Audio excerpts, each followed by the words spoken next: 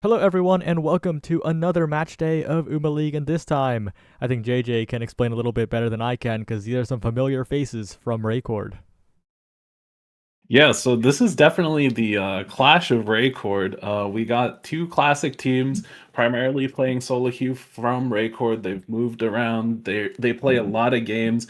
One of the most notable players here is Constellations.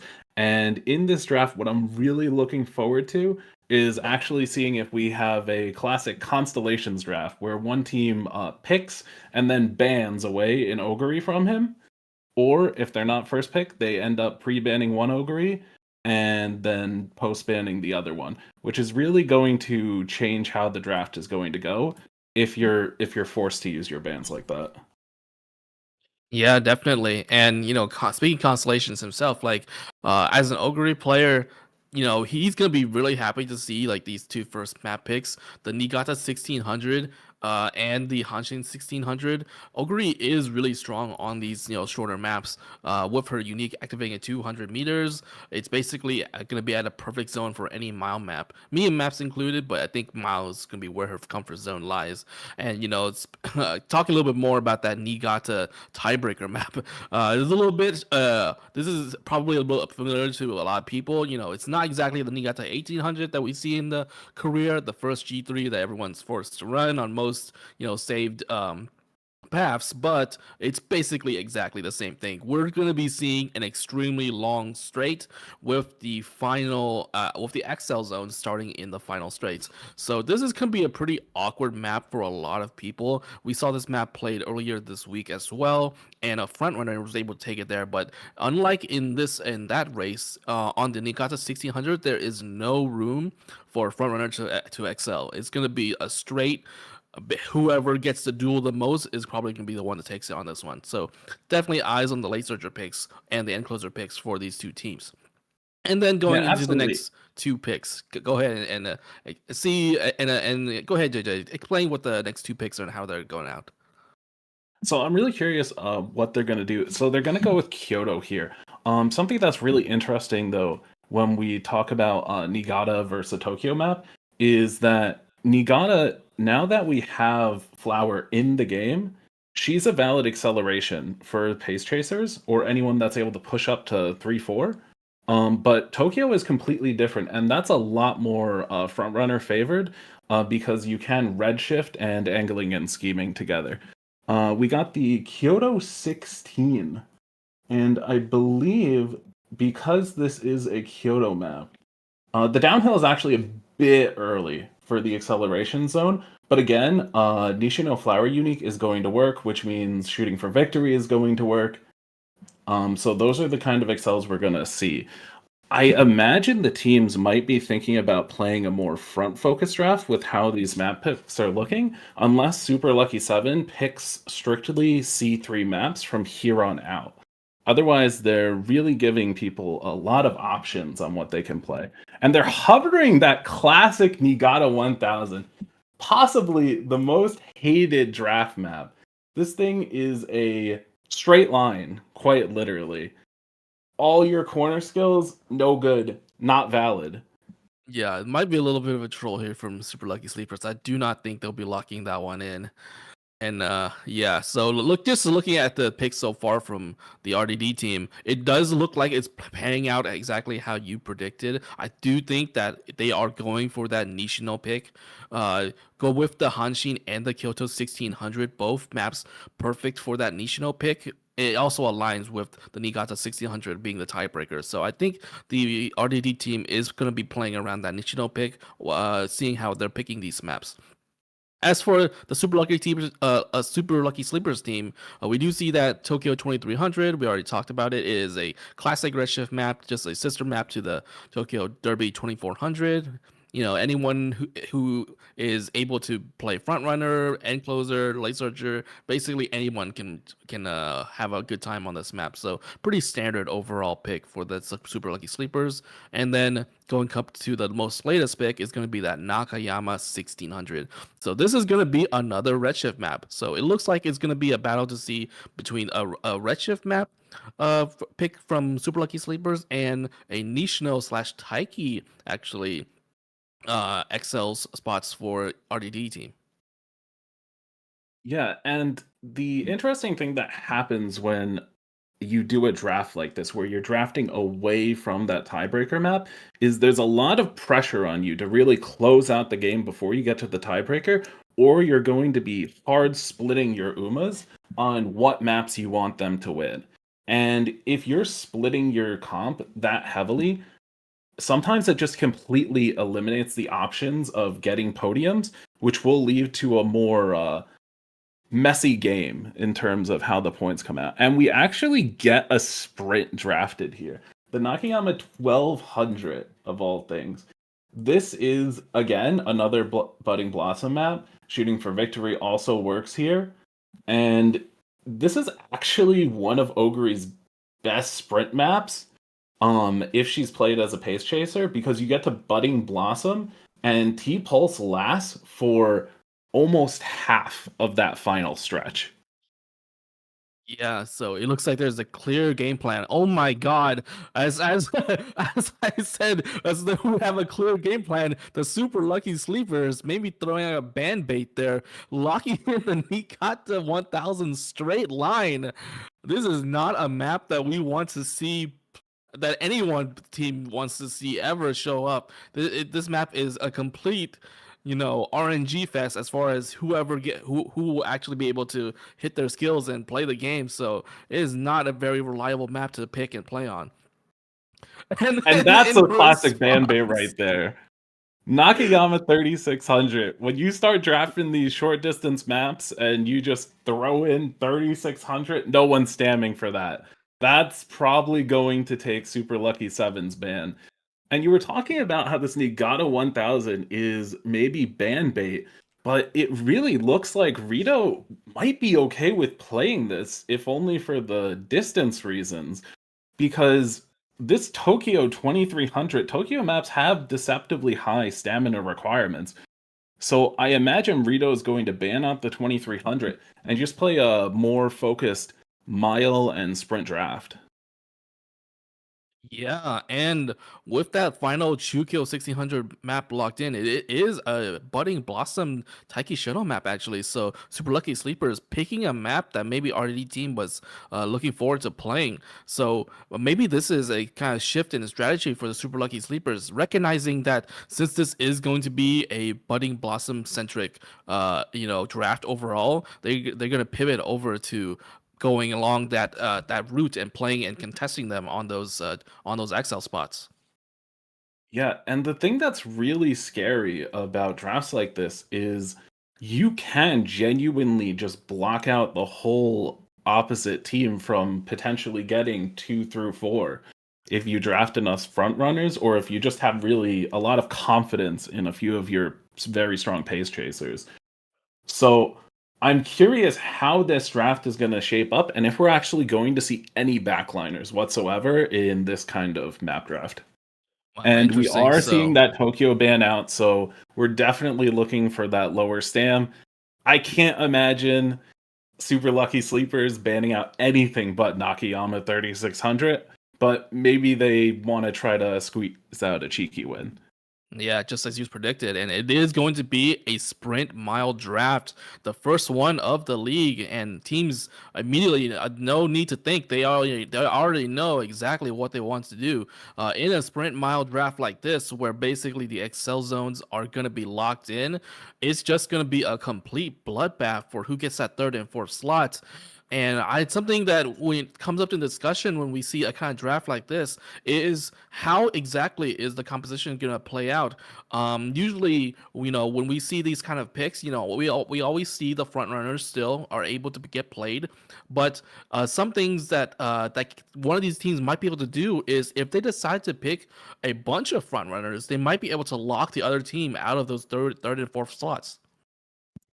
Yeah, I'm really curious if either team is going to pick Taiki and play her as a front runner here, with giving up just a little bit of mid race on her, so that she becomes the second or third front runner in the pack, and then is able to hit her natural excel into Nishino, and that might be enough to secure a win.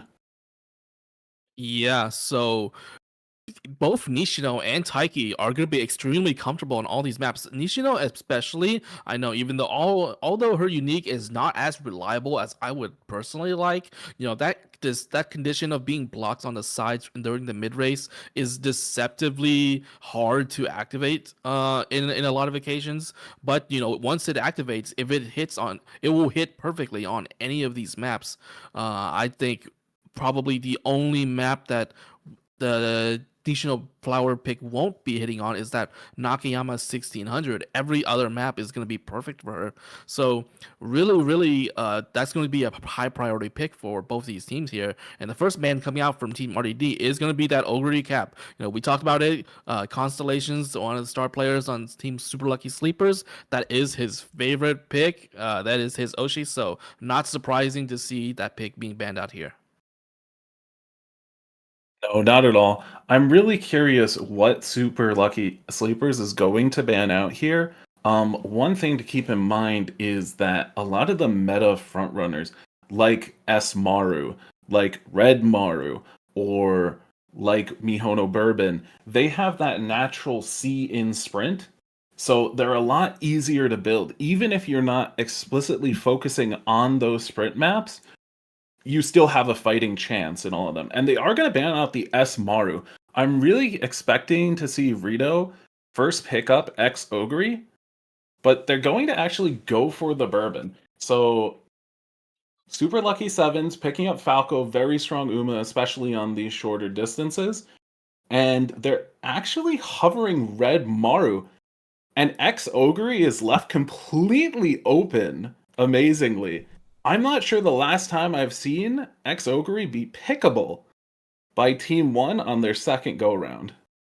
Oh. Yeah, and this is a mile sprint centric draft, so that X Ogre maybe being left out here is not totally a surprise, but we are seeing those picks come in. Team RDD with the Nishino Flower and the Taiki Shuttle, both amazing Umamusumes for this draft. So I am I'm definitely favoring Team RDD draft so far. Yeah, I really like them. And one of the things with a Smart Falcon is that when you have so many frontrunners, she actually performs a little bit worse. So if that Taiki's also going to be in front with Red Maru, it's really going to clog up those spots. And we do finally see the Xmas Ogre pick come out. Yeah, this pick, we know how much of a terror it can be on the 2000 to 2200, or even 2300 acceleration zone, a distance zone, I should say, for her unique festive miracle to activate at a perfect time. But on these, more sprint mile focused drafts, she does not have that guaranteed, unique, and having to spend that extra SP to buy heals when you really don't need it on these shorter tracks is kind of a detriment to her. So it is, I think, although she does have a still very good career, right? Ogre herself being very infamous for being able to not infamous to say, being very famous just in general for having a good time in the man career, able to run all distances, turf and dirt, to collect those epithets and get a lot of stats for free. So she is just a strong pick overall. But here we're gonna have to see whether she can have a good enough impact on these shorter maps. Yeah, she's definitely going to be looking to use her ult as that festive miracle as more of a mid-race speed skill, unless she's going to rely on a different proc rather than 777. And they're going to pick up the F Pasa. This is a pretty uncommon pick that you typically only see when dirt maps are brought into play, but her Excel can work on quite a few of these maps, actually. Yeah, and to answer, we're gonna have that current pick, and I say both of these picks are kind of in the same range in this for this draft. Actually, a lot of these maps are gonna be that budding blossom map mid corner 4. So F Pasa's unique activating during the final corner to get that acceleration.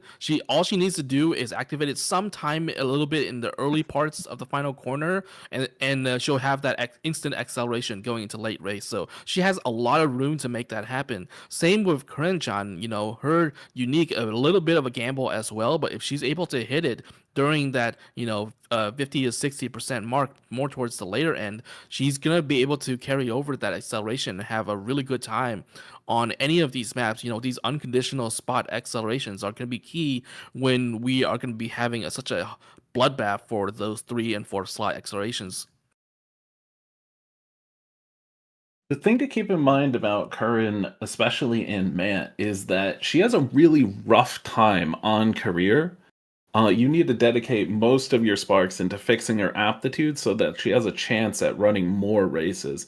So it is pretty likely that she ends up being a bit weaker than how she would be comparatively to if this was in Unity Cup still.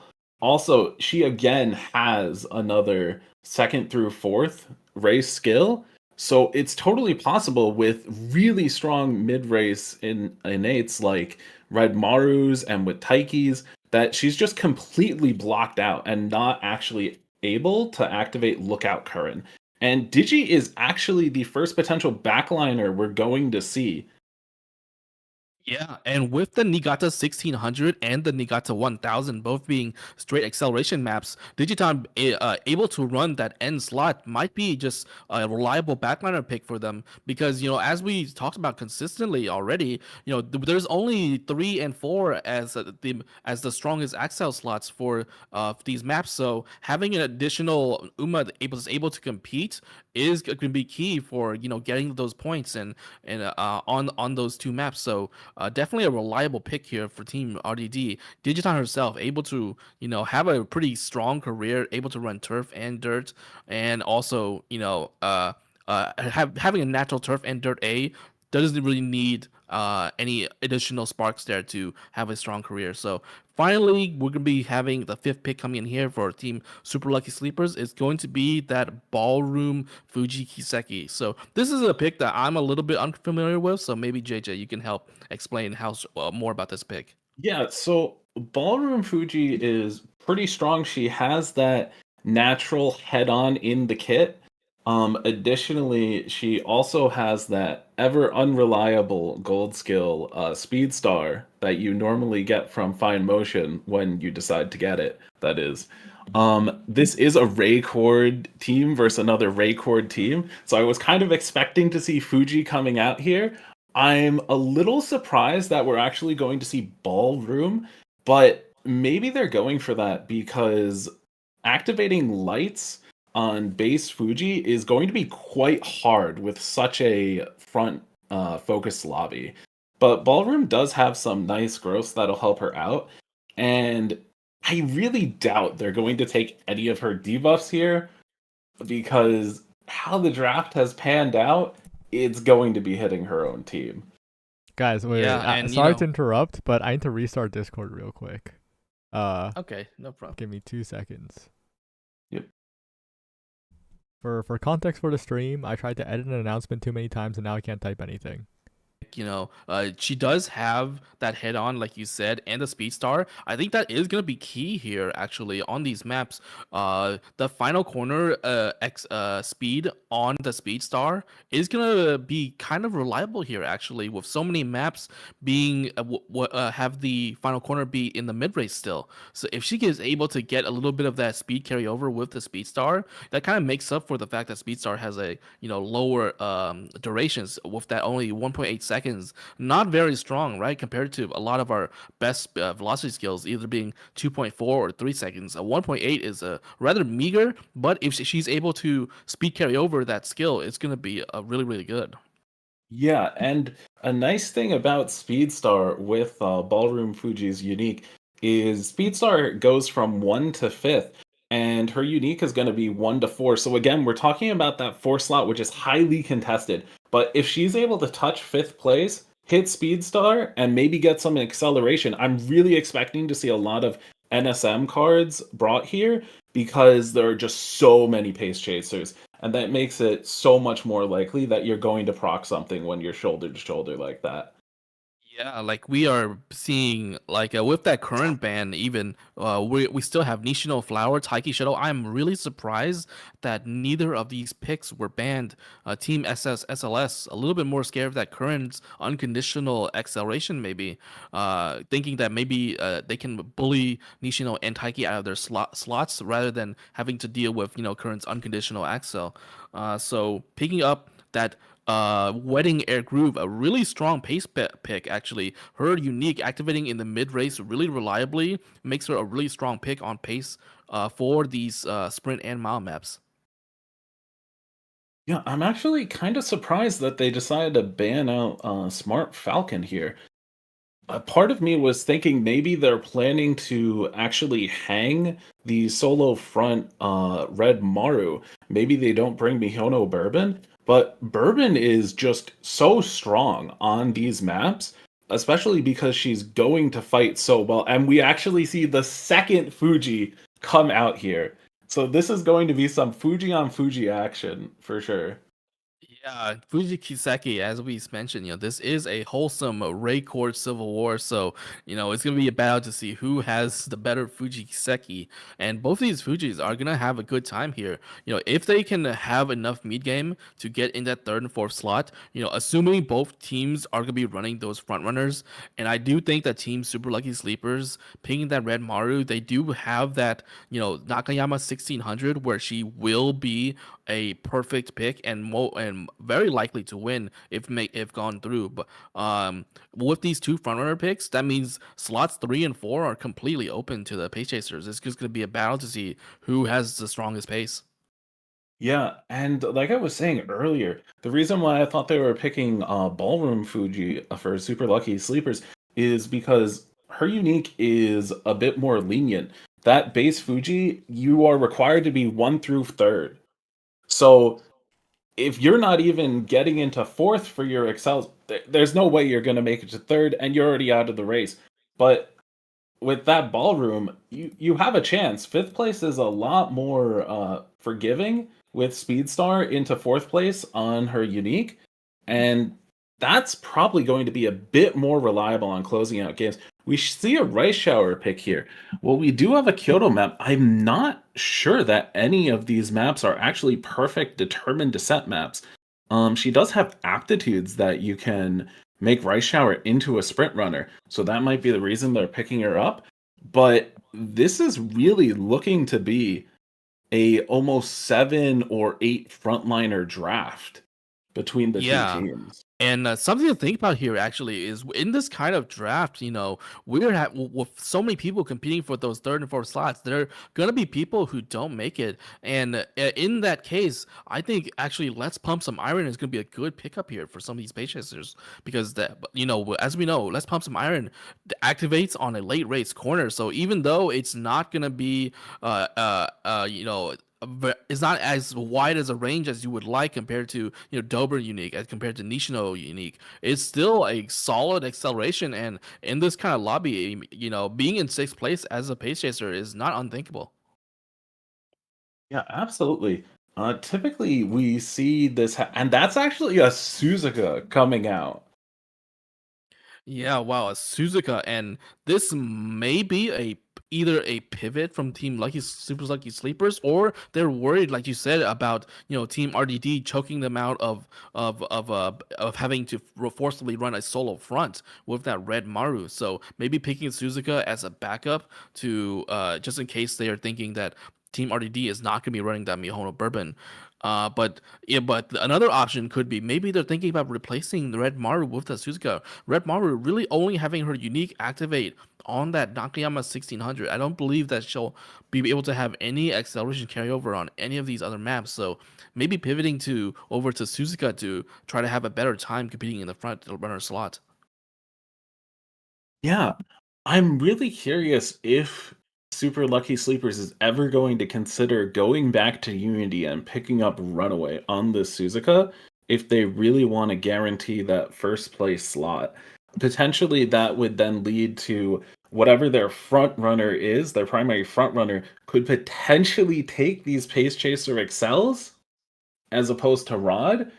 But I am not sure how that would work out. The really interesting thing is that a lot of this draft, these Umas are very flexible on what roles they can play, just based on their innate aptitudes and uniques.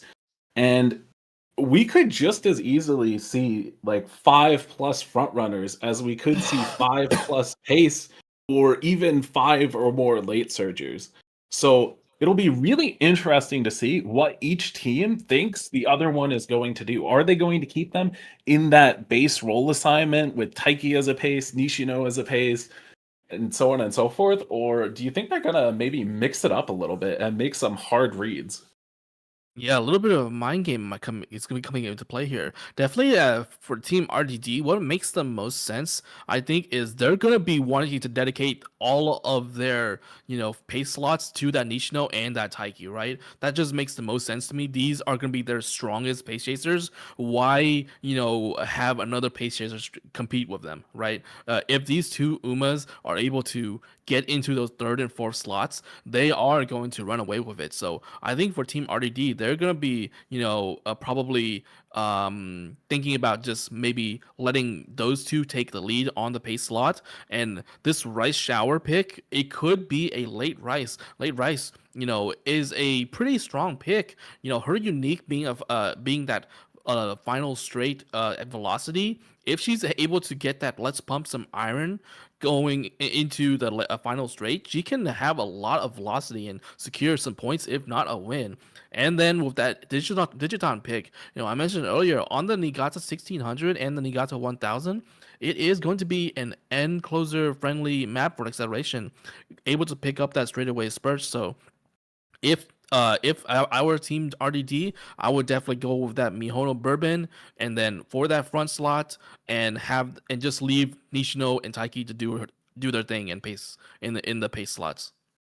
Yeah, I'm a little curious though if they ever don't bring Bourbon here, because if they say Super Lucky Sleepers is going to run Suzuka and Red Maru as 1-2 as the front runners, if they just leave the pace slots completely open on their end to Nishino, Flower, and Taiki, they're basically going to guarantee a good chance at hitting that 3 and 4 slot for the Excels. They're just going to have to fight out the rest of Super Lucky Sleepers.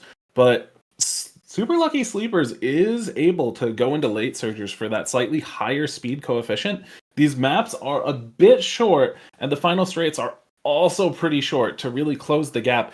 But if they're able to slam enough like mile mid race, they'll probably be able to keep up with the pack, hit pump, hit maybe some fantasy pasta uniques, and overtake.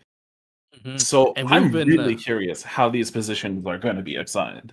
Yeah, and we've been talking a lot about the pace because it is the key thing that just stands out as far as acceleration. But speaking about these fronts, on these shorter maps, sometimes just being a front runner is just innately strong enough, right? We've seen that especially on that Niigata map from earlier this week. I believe it was the Niigata 2000. We were expecting front runners to not have that good of a time, but they ended up front runner ended up taking that map because they just were in the lead and just stayed in the lead, right? Not the other Umas not able to close it in time due to the short distance. So on these shorter maps, the front runners sometimes do just have innately stronger ability to close out if they make enough space in the mid race. So I would not count these front runners out, especially with someone as strong as Mihono Bourbon Valentine.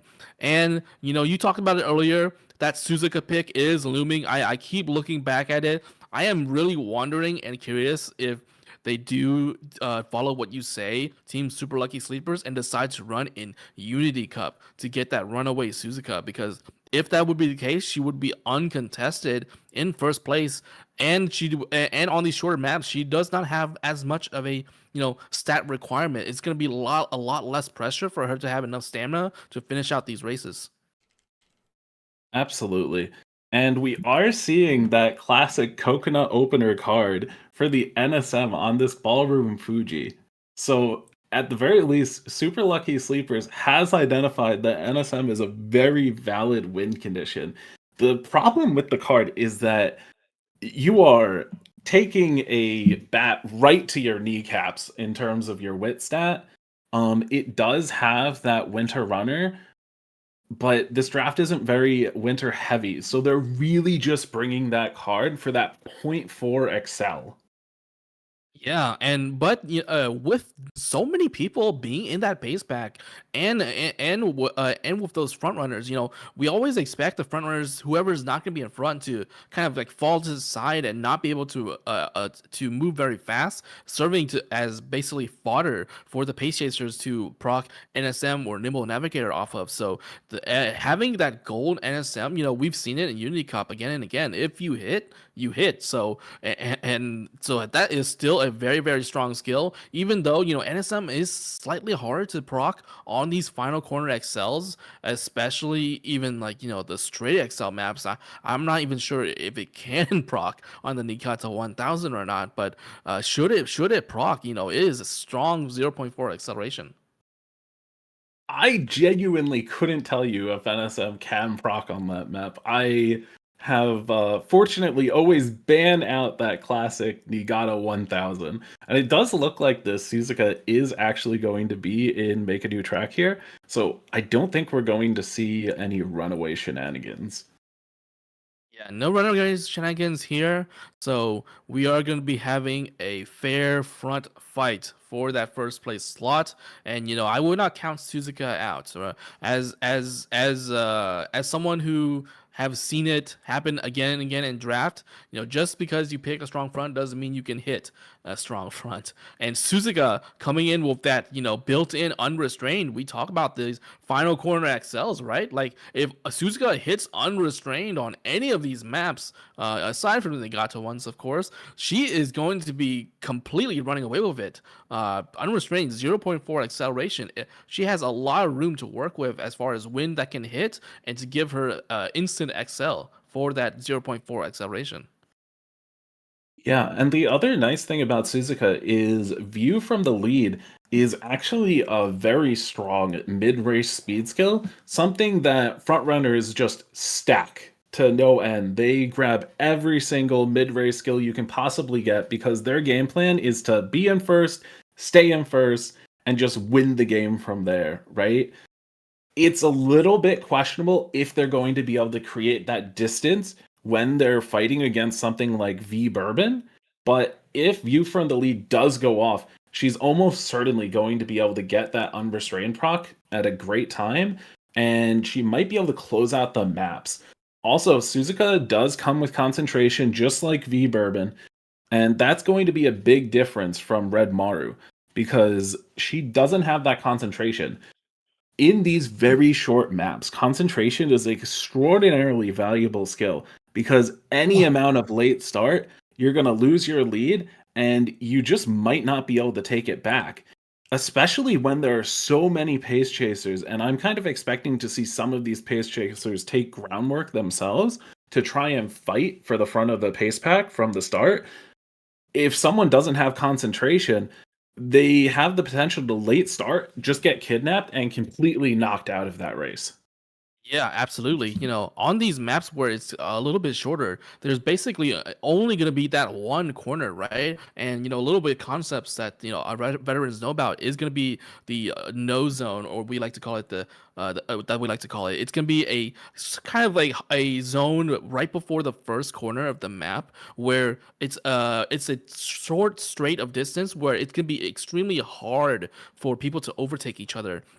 Once it's just due to how the game mechanics work. When you're approaching that first corner, the Umas just tend to line up along the rail and kind of give up competing for overtakes. So if you're able to just start in the lead, that and be ahead and get to that no zone safely, you can safely hold that lead going to the first corner. And as we know, overtaking on the corner is always going to be way harder than overtaking on the straight because of the extra distance that you have to make up. So having a stronger start is going to be very, very key. So definitely this Suzuka is not going to be, I wouldn't counter that out, right? Especially since we were talking about that no zone, Mihono Bourbon, right? Her unique only activates on that corner. So if Suzuka is able to take the lead out the gate and she holds it, she might be able to just hold it the entire way.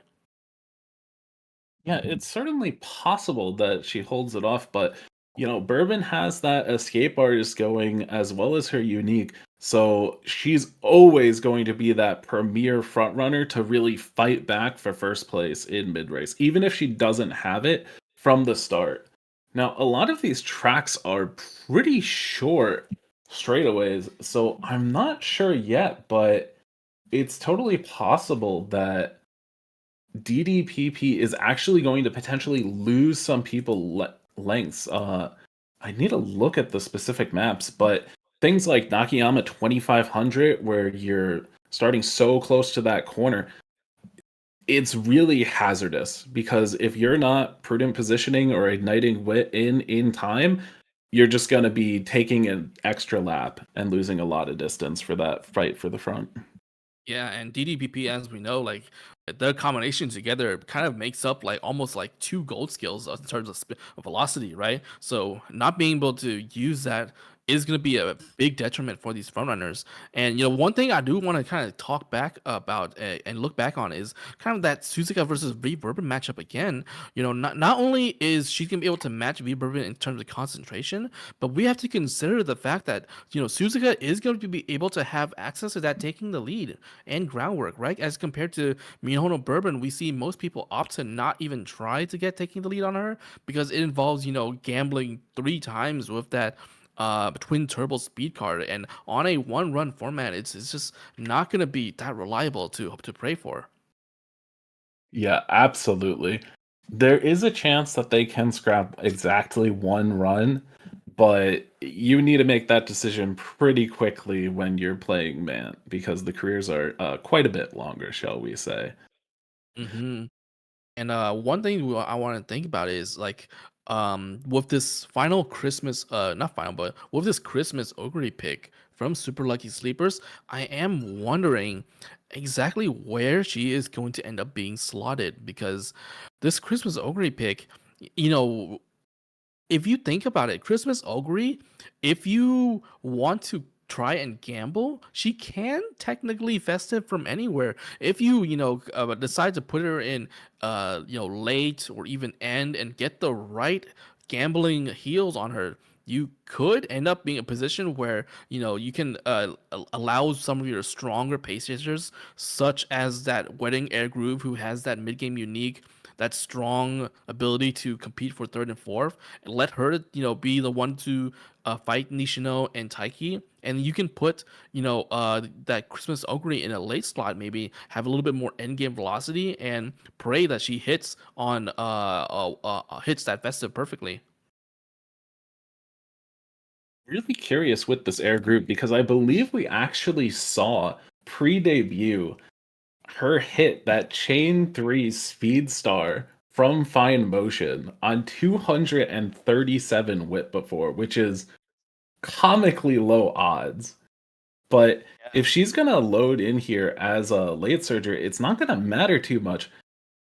But if she is going to go for pace chaser, she's at the very least going to have that skill. Oh, she Mhm, glued. and we Oh, do she see did a glue. reset, so maybe the And run she was has not going Daiwa that well. power. Yeah, that Daiwa power, one of the newest cards in the game with that gold head-on skill. So, Team Super Lucky Sleepers, maybe, praying a little bit to Shiraoki-sama here for their for their horse's acceleration, because having that gold head-on is completely random for the late game Excel. But if it hits, it is a 0.4. Yeah, Wedding Groove is a unique Uma because she is one of the holders of the illustrious Corner Connoisseur. The skill that when it hits, it hits. And there are only so many corners on these very short tracks, so I'm actually expecting her to pick it up and gamble that with that gold head on, and that's 2.4 excels that she's going to have. Yeah, having a corner connoisseur, this skill, I absolutely despise it. But we have to be fair on these kind of maps where there's only 2 corners, and the acceleration is gonna be somewhere in that final corner. Runner You pace. have a slightly higher chance than normal to hit it, I guess. Yeah, Oh you- no, oh, this yeah, is the you- classic. You do not want to be running Oh, Frontier. no. Oh, Oh no. no. Oh no, the Niigata 1800 claims another. Oh, they just take it. They get the purple skill. Oh my god, and the debuff Summer Runner. There are 2 summer maps here being oh, played. just Yeah, decides the This door. is- Yeah, I mean, you got a this door is here. It's disaster. cooked. But yes, you should do Yeah. pace here. Absolutely.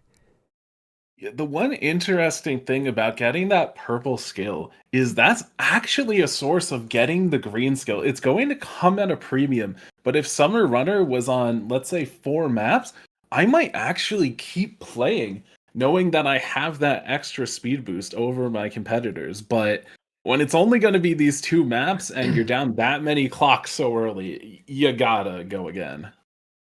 Yeah, I mean, it's also just a problem of like, you could have, if you were going to move on without doing all 5 clocks, it would have been better to do it with like a second place. But getting 11th, I'm not even sure how many coins you get with an 11th place finish. Like, I think your shop is just dead at that point, right? Yeah, Yeah, I'm not it's even just- sure that you get coins at 11th place, but Oh, we're still doing parent setup? Oh no. it looks like there's been an adjustment on the gas. Okay, so this Suzuka. Yep. Okay, so we're pulling out a new sprint parent to guarantee that sprint A on Suzuka. Oh no, maybe disastrous pick up from the Suzuka player, not noticing that they did not have sprint. Oh my A. goodness. Look scenario. Wait. Oh my god. This Wait. Marzinski is in Oh. Unity. Oh, Oh, it was it's a mistake. in Unity. Was it a Oh, mistake? no. No, it's not a mistake. Wait, oh, it was a No, mistake. It wait. was a Oh, mistake. it was a mistake. It was Oh, a no. mistake. Is this first match jitters? Maybe. Yeah, maybe It's a little bit possible. of nerves from our teams here today. But with about 50 minutes remaining, if you were to play at a very efficient speed, it's still possible to make it in time. So, but there's basically be no more times to really ask your team and consider decision making anymore. You just have to go for it and just go as fast as you can. Yeah, personally, for me, if I get down to 45 minutes, I make a decision right then and there. Am I dooring or am I committed to exactly this run? Because while you can finish a make a new track career in 37, 40 minutes pretty reliably, you really do not want to time out in these matches and put your team down a whole Uma. Yeah, and not having any time to really think either is gonna make it really hard to make a good ace. So it's a little bit of a worry here for our teams on a team super lucky sleepers with that Suzuka and Marzinski mishap potentially. And can we get a check-in? Are they playing V Bourbon? On Rito? And I They do were believe before. that we did see someone attempt to make a V Bourbon. I don't know if they're still on it. We're looking at the Yes, shop. they are still Yes, going. and they are still going. But did they just So- use their lucky charm on a race, or did they buy a lucky charm? I think they- Don't know. no, I don't know. Maybe a little I bit of would- lag there Well, we from get the, a from nice the stream. inspiration. She's Oh, Yeah. not Speed really Eater. hitting We those do speed the critical Speed skills. Eater and fast paced and oh my god, and max hint glittering star actually. That skill I it is a little bit of a meme, but I wouldn't count that skill out. If you hit, you hit, right? Like, if buying gold head on is a consideration, I think buying max discount Radiant Star is also a consideration.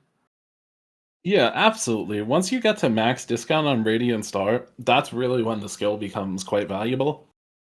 Because you're usually only going to be giving up like 1.5 skills, maybe 2. But if you're giving up 3 or 4 white speed skills, it's not really worth it. But max heads, definitely an option. And we know you might have noticed this Taiki is also running that Daiwa power card. That's really going to be the tell in these careers what they're thinking about playing. And she is going to be locking in on that pace chaser slot. She's not going to be going for front runner Taiki at all here.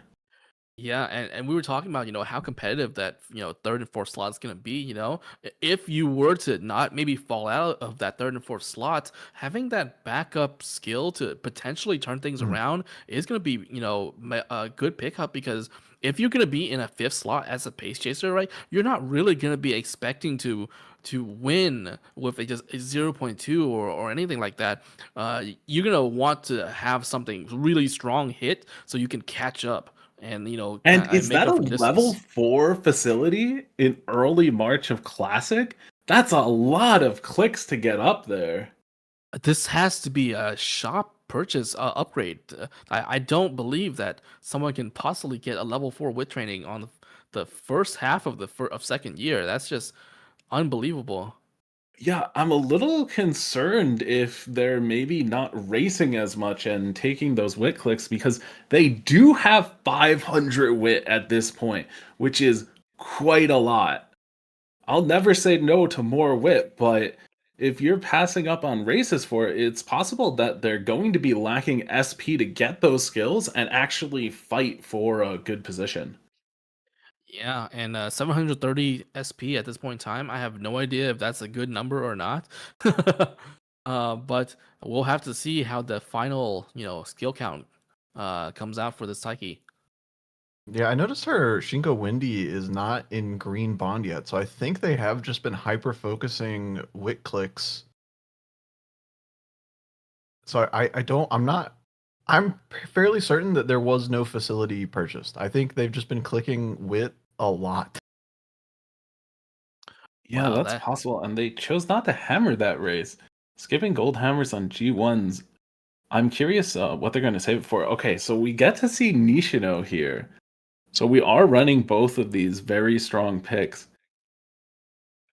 And I'm yeah. curious if we're going to see her hover over at any point that classic Daiwa card for that gold head on. We do see a pretty solid stat line, I'd say, coming into the first summer. Maybe a little bit down on speed, but that can easily be made up of a good summer. A lot of wit we seeing here from this Nishino flower, and I think seeing a lot of wit in the Ooh, early that's a game beautiful is click. ooh. Yeah, seeing a lot of wit in the early game is going to be really key. Oh my god. Unfortunately for a national player, not able to click the speed with no energy items and no charm, they're going to have to take this rest. Yeah, that's really a tragic situation when you have such a great option like double speed rainbow and you just cannot click it due to your items. Another thing is They have no they don't megaphones. have energy items for the summer, so that summer could be Yeah. really volatile. No energy items, no megaphones. They do have those three weights for speed training to catch up on speed, but no good items is gonna make that first summer pretty rough. So hopefully their summer shop is gonna be able to save them a little bit there. So going into this Fuji Kiseki run, never mind, we're supposed to be over to Rice Shower. Let's see. What is this Rice playing? I was predicting maybe that this could have been a late Rice, but I see going a off these lot of skills, hints on pace see skills. I Yep. see a lot of pace chasers. I saw that Shrewd Step being a really strong skill for pace chasers early game. So yeah, it looks like it's going to be a pace Rice. So Team RDD, maybe not feeling that confident in their Taiki and Nishino to hold that third slot. So adding an additional two pace chasers with that Fuji, with this Rice to try to, hold down the slots from the enemy team as well. Yeah, at this point, I believe we've actually confirmed at least 5 pace chasers in this lobby, along with that Yeah. front Oh, Bourbon, front Maru, and front Suzuka. And that's already 8 out of our 10 potential Umas that are going to be going for that first half of the pack. At this point, Let's Pump Some Iron is a real Excel option for our last place pace chasers. Yeah, I wonder if any of these players have decided to pick that up as a parent. I did not pay attention to that in particular, but yeah, Let's Pump Some Iron might be a real pick. You know, if you get Let's Pump Some Iron into that gold head-on that I see so many people picking up as a card from that Daiwa Power, that's 0.6. You know, like who cares if you're in sixth place? If you hit an instant 0.6, I think you're winning. I believe that Excel is a 0.4, the neck and neck gold head on. Yeah. Combined But with that, let's pump yeah, some with iron. pump, I mean, yeah, then you just get the 0.6. And you know what? If you take that coconut opener card, you get NSM. We could get up to 1. ooh, a 1 point acceleration, instant XL is basically a teleportation jutsu technique. You know, it's just a teleportation jutsu at that point. Like you're Oh, gonna be absolutely. zooming through everyone else. Yeah, and Final I'm really +3, curious interesting. how this Ogre career is looking. I believe that they've left Fantasy Pasa on the bench for Team Super Lucky Sleepers.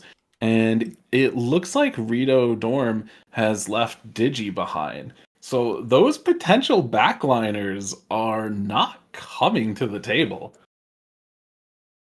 Yeah, so gonna be really tough for our teams here. So So we're just gonna looking have at to see. three fronts, 7 pace. Yeah, we are looking Yeah. at a 3 front 7 pace potentially coming out for these teams here, and I've seen this kind of lobby play out before. And actually when Nishino first came out, actually I saw this kind of play out before, and my impression at that time was that the front runners just won the match. So what ended up happening is, with 3 fronts and only 1 slot for the pace chasers to fight for, either the chasers that gets to that 4th slot ends up for some reason not having the Nishino flower unique activate, or they just have a 0.2 and it's not strong enough and they just cannot reach the front runner. So it's a pretty volatile situation. So I am a little bit worried for these pace chasers. Maybe that's why they're going for these gold head-ons to make up for that XL. You know, having just a 0.2 from that budding blossom is sometimes just not enough to catch up to these front runners. Yeah, but one Yeah, thing to and keep in mind is that neck and neck, you still have to be in 5th or better. And if we have 3 Yeah. fronts, that's only going to be 2 pace chasers that are even viable at that point. Yeah, so gonna be really tough here, especially, with that Suzuka looming. If that Suzuka gets in first place, hits that unrestrained, I don't see a world where any of these pace chasers are gonna be able to catch her at all. so this Wedding Groove is being played as pace for sure now. We're doing the career runs on it. We would definitely be fishing for late skills if she was going to be played as a late surger. So our only hope to see a nice soulful backliner in this draft, which I think I've lost hope for at this point, would be that X Ogre, which I hesitate to use in conjunction with the term soulful. But 5th place, like you said, Dustin, is really approaching the area where you start to see backline skills actually for the requirements, as opposed to these front of the pack Umas. So anything that has a bad start is probably going to be completely blocked out of hitting most of their kit. I'm curious to see how many people opted to take, or if anyone in the Pace Chaser pack opted to take that Power Falcon card instead of Power Daiwa, just to guarantee groundwork and maybe get to the front of the pack from the start. That might be something I would be looking for if I was playing this much of a front focused draft, because I don't want to gamble on head on for 1 through 5th if I'm not going to be there from the start of the game. Yeah, I agree. And I wonder if there's an angle here where like we see some of these Umas are kind of low rolling. Is there a world you think where we just throw them on front and have no mid race, and we just say, hey, we have 2 fronts. They only have 1. If we just throw one of these low rolls on front and just potentially block out some of these positions even more, and just try and make the odds better for our Suzuka, like, is that a world that we could be living in? Typically, that's not possible because once you get a few thousand meters into a race, the lack of real mid-game skills is going to show, and the pace chasers will just be ahead of that part of the front pack. But when the races are this short, it's possible if they acknowledge that soon enough, they would be able to swap to front, just get a few front runner skills to really pace themselves up, and they could block out more positions, I suppose. Yeah, and I don't think, have we checked in with the X Ogre at all? I don't think we have. How's that Uma doing? Constellation stopped streaming. I'm gonna go poke Oh. Constellations. Okay. Okay. Cool. Well, that explains why we haven't seen our X Ogre. Maybe a bit of a low roll there coming in from our resident super lucky sleeper himself. Yeah, or maybe he just thought since he is currently Q banned that he couldn't actually participate, so he's just here for moral Wait, support. he's Q banned again? Yeah, so we're really hoping to see Constellation stay awake during this match. That way they have all 5 Umas available. Wait, Because again? I believe the other day he was unable to really lock in and stay awake. So The boy yes, might. I do believe he got Q banned this morning. He might have been Q banned this morning. But hey, that's why they're called super lucky sleepers. That's where yeah, the he got name. his sleep in. Yeah, that's where the name originates from. Sometimes you just you hit a UG Christmas Ogre and then fall asleep. Yeah, I remember I was reading it. He posted a screenshot and was like, "Man, I hit," and it was a UG Christmas Ogre with like a really good stat line. And then I just see 30 minutes later a little picture, and it just says it's from Terumi, and it just says Constellations 3-day ban.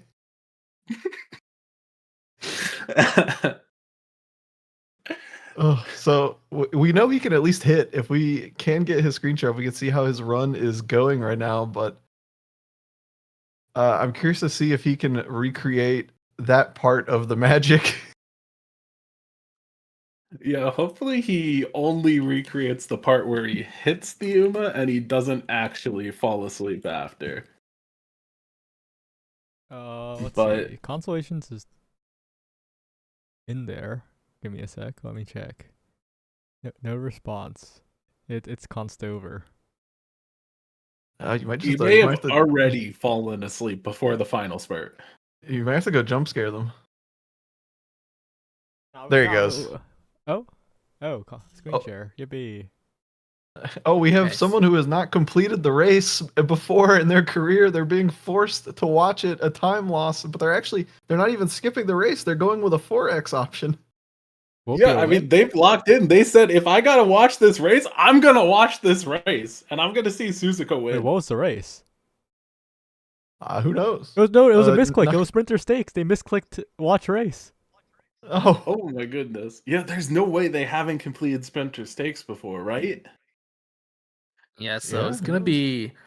They still have about 30 minutes to complete their career, so being in the late half of second year is still within striking zone. I think they can still comfortably complete their career in time. So we are gonna be seeing the Constellation Christmas Ogre here. It is senior late May, and stats are looking human. I definitely do think that he'll be able to cap speed here from this stage, especially playing Christmas Ogre with this item economy. It's looking quite fine. Yeah, I mean, that thing to keep in mind, we mentioned it earlier. The one drawback in a draft like this is that Xmas Ogre is going to have to buy so many recoveries. Just those recoveries alone are enough stamina for the whole map. And she's got a Yeah. 15% stamina growth, and her stamina is looking pretty high right now. Yeah, Christmas Ogre, wanting to run that, that triple crown career, she does need a little bit of extra stamina during the career, so maybe had to pick up a little bit more extra stamina clicks or stamina Oh, scrolls he to is make up running the for it. dirt variation. Yeah, So Christmas Ogre or Ogre in general, this is kind of the power of her kit. yeah, when you Uh, get to throw in those dirt races, you actually end up with a bit more SP and stats throughout the career. Those G1s on turns when you otherwise wouldn't be able to run them, and just getting those dirt epitaphs is actually pretty strong. And Ogre coming with that natural B, along with just being pretty strong in general. Well, Xmas Ogre does need to buy a few recoveries in the career to really get a unique, because that is a unique thing about Xmas Ogre. There's just no unique at the very start of the career. we're seeing a guts ankle being popped. I did not realize we were running. Wait, Wait. we popped the guts ankle, but we clicked lit. Yeah, I saw it there. There was a Guts rainbow because this is a Guts deck. That's actually going to be a cataclysmic click. Maybe Did a we little bit of miss a Guts? cataclysmic misclick here from Constellations, but yeah, we are going to be going into the next draft here, guys. We'll be checking back up on this team later when when we come back for their races. But next up is going to be Team Lovestruck versus Team Horse Girls as an acronym. Now, does anyone actually know what that whole acronym is? Yes, Yes. So I do have something here. Let me pull it up. I got it. So, Highly organized racing strategists equipped for G1's innovation, ranked, and league success. Incredible. And they forgot to absolutely set their team name incredible. in the drafter. Yeah, unfortunately, they did not set the team in the drafter, but we do know that it is Team Horse Girls on Team 1. And it is going to be a Hakodate 1200 sprint map, Winter's Snowy Soft for the tiebreaker map. So, two teams today. Actually, the other draft did not have a sprint tiebreaker, but they did opt in for that sprint draft. So let's see if we're going to be seeing a similar story here for this draft, or if the teams will be opting to kind of ignore the tiebreaker and going a different path. Yeah, I Yeah, think this is the quite rare to see two potentially sprint drafts.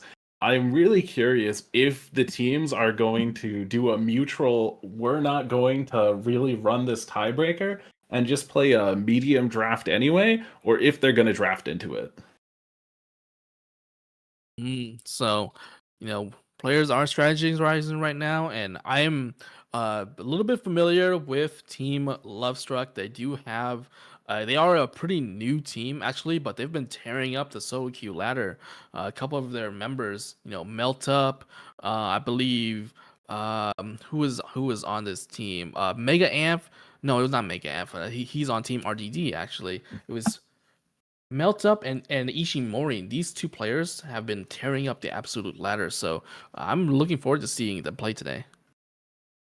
Yeah, they are very, very strong front runner players. We saw the other day them bringing out that UG V bourbon.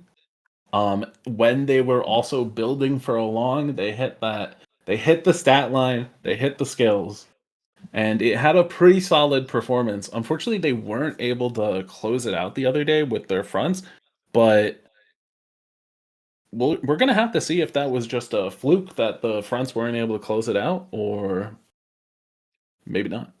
Okay, well, let's talk Yeah. about the real competition, though. The team logo competition. And from the people that I've talked to, I think Horse Girls and Lovestruck are the two front runners in team logos. Like, both their logos are crazy. Yeah, Team Lovestruck especially, like extremely standout logo with that still in love. On the logo herself, it's Melt Up seems like a Still in Love fan, so it is not a surprise to see that. And Team Horse Girls, maybe a little bit of a shout out to our Omega Striker viewers. You'll recognize this logo. Yeah, it's the guy with his arms up, the orange one. I don't remember the team name, but I watched the stream like a few times. Yeah. So I guess that makes interesting sense. enough, we do have two McQueen teams, and they are going to be playing this week. Actually, at some point, Destin, you should know a little bit about that. Actually, Yeah, I mean, our team logo decided to go with McQueen just because it's the Discord server profile picture. I think maybe Koyu is a McQueen Oshi, but I'm pretty sure he's a Maya Oshi. So I don't really know why we picked McQueen. But but we are the other McQueen team. It wasn't my idea for the logo, but I approved of it, so I guess it's fine. so we are going to be going into here. So taking a look at that tiebreaker map, it is going to be a rather awkward position, actually. This kind of acceleration spot just screams to me that is going to be front runner, and maybe even Maru Zensky. Red Maru might be able to get instant XL here. Yeah, she will. Red Maru and Dober specifically, if you're playing the characters themselves, the uniques have enough duration on this map to actually get some to actually hit the XL zone. And Team Horse Girls, I don't know if they were watching the previous draft and just got inspired by the tiebreaker map, but deciding to opt into that Niigata 1600 as their first pick. Quite a bold choice for this one, guys. How do you guys feel? This map is degenerate. That's Yeah. There's just like it's similar to that Niigata 1000, where it's just like nothing that you think would work works. Like Pasta herself can get some carryover with her unique, and Mummy Creek herself can also get a little bit of carryover, but otherwise everything is just like everything is super dead here. It's like you just I think it's hit just gonna be spurt or looking at nothing. that. Yeah, I mean, this is blossom, a right. Yeah, the Blossom does work, and this is notably a very front hate map. Typically, if you're going to be slamming something like Niigata 1600, you're saying we do not want you to be playing front runners. We're not going to be playing front runners because this map is just absolutely horrendous for them. And guys, another sprint map has hit the lobby.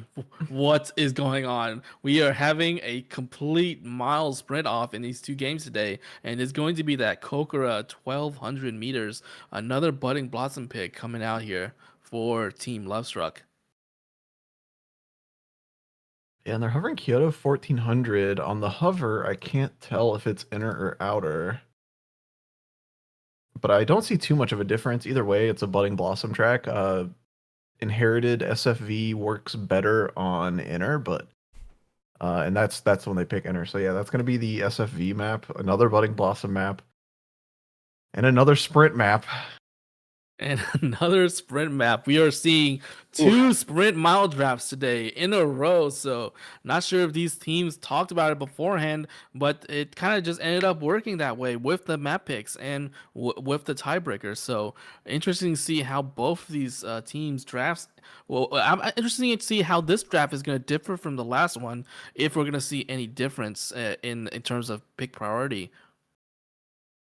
Yeah, I don't know how you're going to feel about this, Dustin, but I know for me, I'm pretty happy that I'm not in either of these drafts when they get this sprint heavy. They are just not the not the excitement I'm looking for when I load in. All right, but I got a Yeah. crazy image for you guys. A screenshot live from the match chat, okay? You're not ready for this one. I'm scared.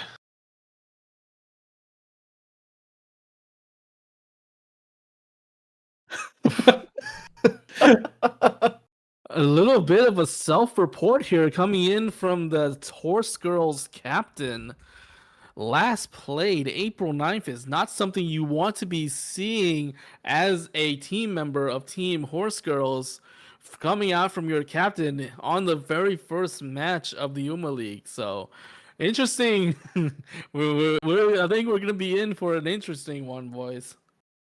Maybe they've just been playing on mobile. And oh my goodness, Lovestruck actually picked Niigata 1800s. Ooh, These teams three- have split the front hate maps in half. They've said, you hate fronts, I hate fronts too. Let's just say front runners are not going to have a good time at all in this draft. Yeah, the bigger brother of the Niigata 1600 absolute front hate map, the Niigata 1800. But there is something to note that on the Niigata 1800, if you were running a front runner with that OG Pasa unique, Victoria Porpancha, it is going to have a pretty good acceleration. So not the absolute worst, but if with an inherited 0.1 unique on a is that a 650 meter long final straight? I don't think I'm gonna be very happy to run on this map as front runner. And Christmas Ogre jump scare. What Yeah. Wait, is that Radiant Star Xmas Ogre?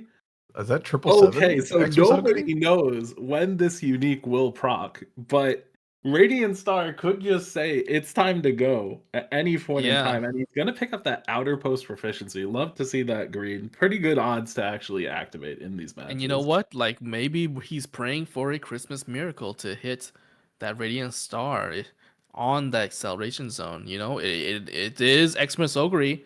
Anything could happen. A dirt sprint has hit the draft. My God. A dirt sprint has been intentionally chosen. My goodness. And is that going to be Kyoto 14?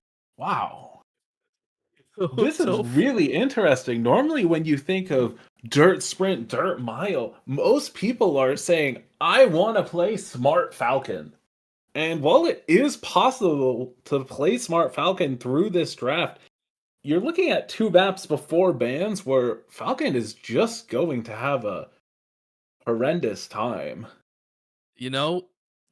Well, actually, she might not. Depending on the lobby composition, there's the final straights for the Niigata 1600 and the Niigata 1800 are both still mid-race before we hit late race. We do have stretches of final straight that are mid-race, and we can still hit the Sparkly Stardom, similar to the Sprint CM where people were running solo front Falcon and banking on being able to hit Sparkly Stardom for that acceleration. I don't know if that is something they're considering, but if we see Smart Falcon solo front, I think she actually could do fine on a couple of these. Yeah, my only concern then would be any pace chasers, because this is definitely a Nation where Taiki draft, Taiki especially once we start mixing in those dirt maps, they're probably going to be able to push up enough to proc that Falcon early. And oh my God, I don't know if this is gonna come into play, but another drop little screenshot has hit the team thread, and if this comes into play, I don't. We're gonna be in for an interesting one. I'll pull it up. No, we'll have to wait and see if it happens first. No, I'm gonna. If it does happen, I'm pulling though, up the screenshot. The screenshot's too good. He is farming. He is farming screenshots right now. Oh no, it's a dirt mile. They locked it in. God. Oh, the S Maru has hit the draft. Oh my goodness. The Tokyo 1600 dirt. So this is going to be the dirt version of the Tokyo 1600 turf. We've seen it time and time again. It is going to be that final corner, late XL into a final straight. So, angling scheming is going to work into the plancha. So front runners are going to have a good time on this map. Maybe an intentional pick by Dropletto, seeing that he just picked up that Smaru from a snacky 10 pull, deciding to, draft a Tokyo 1600 dirt to play on for himself. Yeah, I'm really curious to see if we're going to get to see. And there it is, the classic, please ban this map. We want to play the other three. Nakayama, 3600, just getting kneecapped. Yeah, Drop Pluto had the opportunity to do the funniest thing ever. Just completely grief both teams and don't ban it. That would be one heck of a race at that point. I would be really curious how many Umas each team would be willing to commit to a 3600 that made it through. I'm just saying, nobody do that versus Uma Party in solo queue. If I'm captain and people pick Nakayama at 3600, I don't ban it out of spite. Okay, so guys, I got bad news. We need to cut an ad break during this planning phase. Oh no! A quick Well, cut to an ad break so they can avoid, those pesky ads. Okay, They're gonna take the whole 5 minutes. It's yeah, fine. they're gonna take the whole 5 minutes. Be right back. Yeah. See you soon.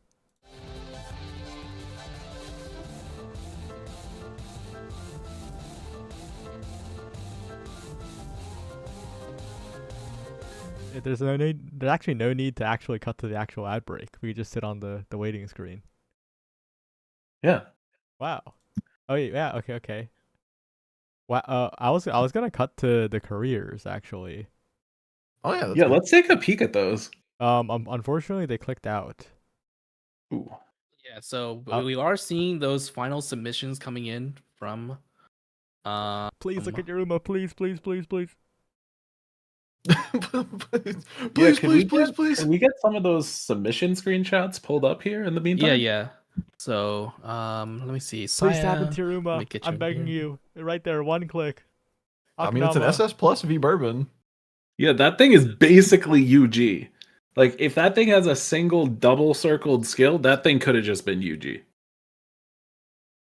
We had the shortest peak ever at that Uma. I saw it. It was really good. Why are we looking at other Umas? We're just gonna- actually just checking the sparks here. The UG4 V Bourbon. What the heck? We're actually just trying to decide if any of these were made today, and we can sneak them in. No. We're gonna have to move over one more tab for that one, Dustin. Oh, I guess we're getting club points now. My bad. No, this is their club name is the BB. Never Okay, mind, it's fine. anyway. I'm sure they mean the news organization. Yep. Yep. There's a lot of Europeans in the community. Oh wait, we are still in a career. Yeah. They we still have still 11 minutes. have 12 minutes. Yeah. And they're Fuji in fishing senior for that December. mood up. I'm curious what her items are gonna look like because she still does have a fair amount of stats that she can make up here. Yeah, I mean the speed's in a pretty good place. The only thing I would want to see more of is the wit and power. But usually the way these runs work out is you're gonna get more power from clicking speed, so doesn't usually matter. But and was that a Rima Keenan? No. Yes. I saw they opted out of it in year 2, so I didn't think they were going to run it in year 3. But it looks like they opted to. I'm guessing they ran the other 2 races for that crown epithet. So. And we are heading back into the draft for Team Horse Girls versus Team Lovestruck here. So Nishino Flower being banned out first. Maybe Dropletto not having this pick, so he's deciding to ban it away from the enemy team and his own team, so he doesn't have to deal with it. I pulled Summer Maruzinski, so I'm banning Nishino Flower. Yeah, maybe he was going for that Nishino Flower real quick. That way they could draft it. But Wait, true. if they got yeah, SMR, they can always lock that one in instead. Maybe he saw the draft and decided, hey, let's try to pull that Nishino Flower, but not being able to hit, unfortunately. So if you're Lovestruck, do you ban Summer Maruzinski here? Just that a would be complete quite morale a hit? devious strategy. Just maybe a little bit of a meta game mind attack on the Dropletto's mental. Yeah, I mean, it's safe to say this draft has already gone off the rails. So like most of my analysis has been brain dumped, and now I'm just trying to see who is memeing harder.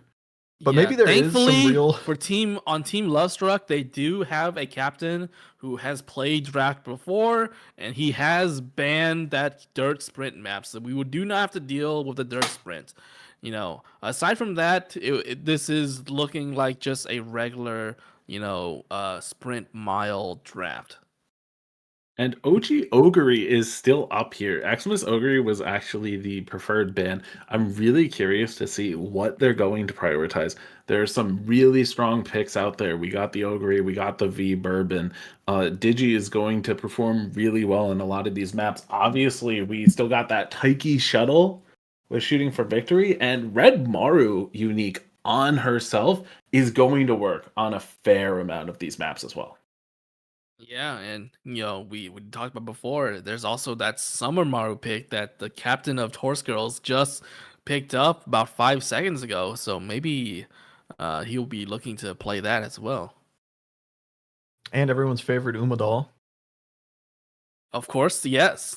Everyone's favorite Umadal is still an option, and it is going to be an extremely strong pick here, especially considering the one Tokyo Dirt map that was picked up here by Team Horse Girls.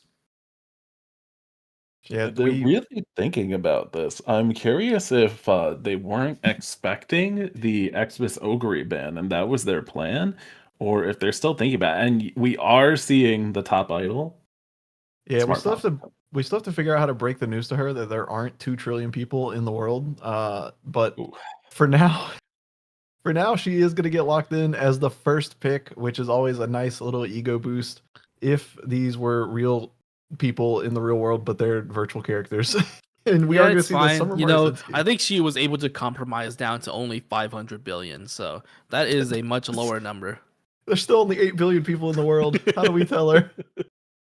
We're gonna get there slowly. Don't worry. We'll get there. We'll get there. We'll get there. So that Smart Falcon, an obvious first and extremely strong pick for Team Dropletto. And Team Lovestruck taking away Dropletto's pickup, not gonna be able to play his new pick. So like you said, might be an attack on his mental here. And that Ogre OG pick, these are two extremely strong first two options here for Team Lovestruck. That Summer Marzensky and that Ogre Cap original on these mile maps are gonna do killer.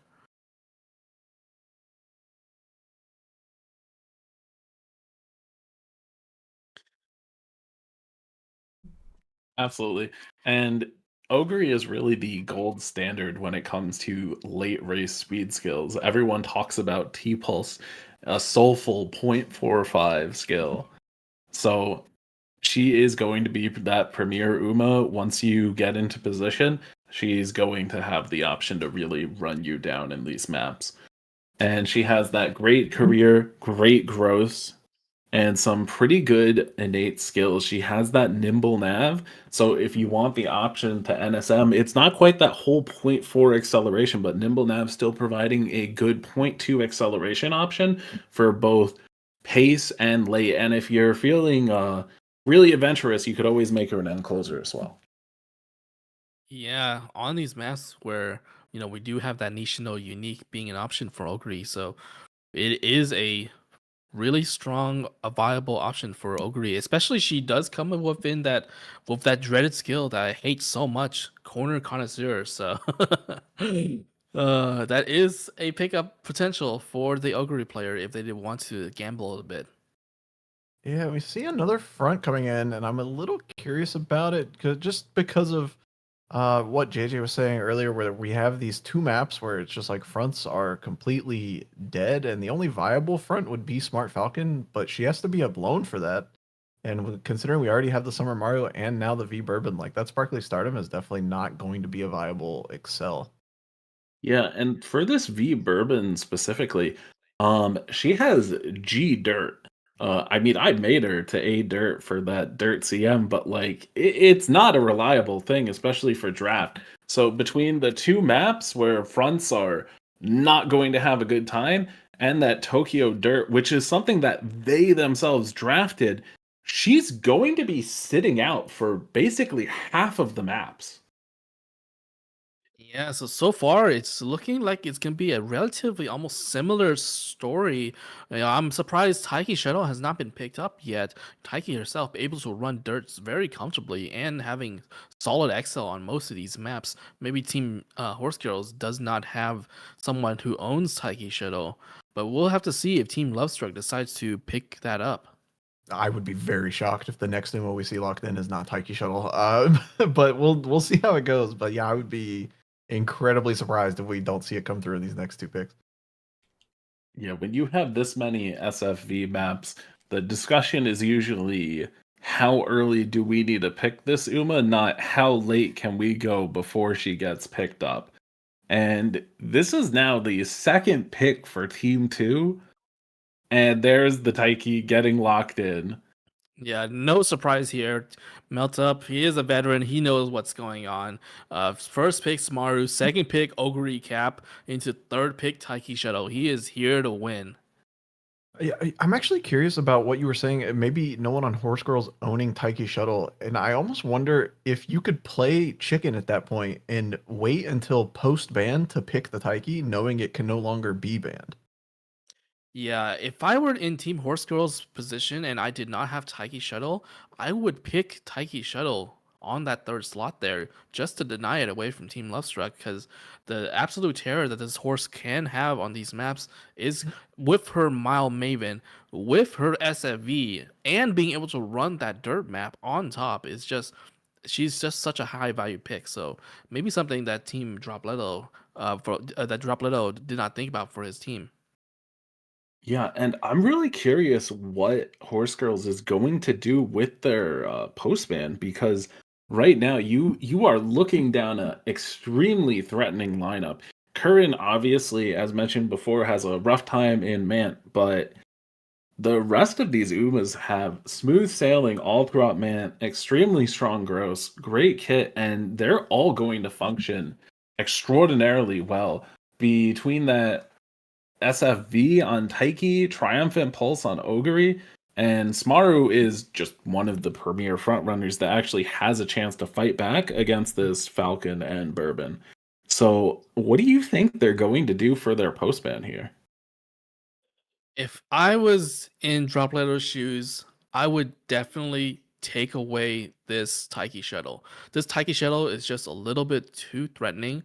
You know, uh all she really needs to do is touch 3 and 4, and with that Mile Maven, she is absolutely going to be the strongest pace chaser in these picks so far. So taking her away and then maybe picking up another strong pace pick. This Wedding Air group is one of the strongest picks they can pick in this kind of lineup for pace. She has an extremely strong mid game unique to kind of fight for that position. Ogre, with that Triumphant Pulse, it is very, very strong, but it is not going to help her in the mid game position to get Excel. So coming for Team Dropletto, I'm definitely expecting them to either take away that Taiki Shuttle, or if they're maybe scared that some of Marzensky messing up their front runners, taking that out could be a good option as well.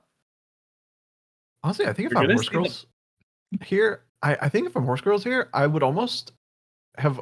I was thinking they were going to do it, but then we saw the digital and the Fuji come in. And I almost think there's a world where you just pick 4 fronts, even though we've already said like these 2 maps are not good for fronts, and depending on how their aptitudes go, it might not be good for dirt either. But if you just pick 4 fronts and put Budding Blossom SFV on all of them, I don't know. I feel like you can get enough mid race that you can just completely hold out all those positions on your own, and you can just be really greedy with it. Yeah, that is an option. They could just completely block Lovestruck out of position for that Taiki, and then that actually leaves their ban pretty open. They don't have to ban the Taiki. They could always leave the Smaru up, because if Lovestruck was going to play Smaru in that position, then they're taking another slot away from Taiki.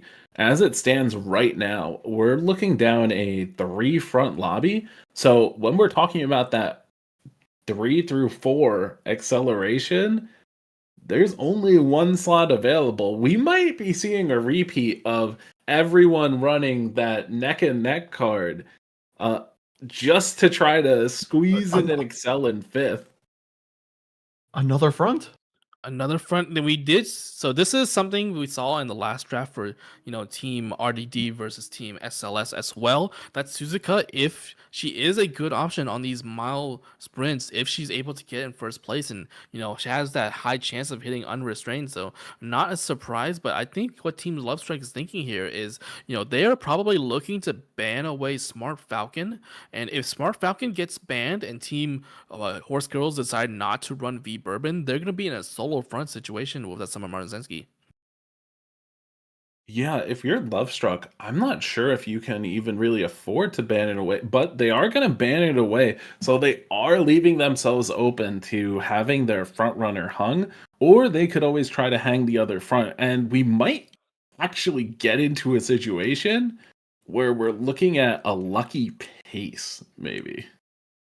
Yeah, now this kind of opens up the option if Team Horse Girls bans away the Summer Marzensky, you're exactly going to be in that situation where the only front for Team Love Strike is going to be that Suzuka, and she's going to be facing down the barrel of V Bourbon, just another matchup like exactly the same as the last draft.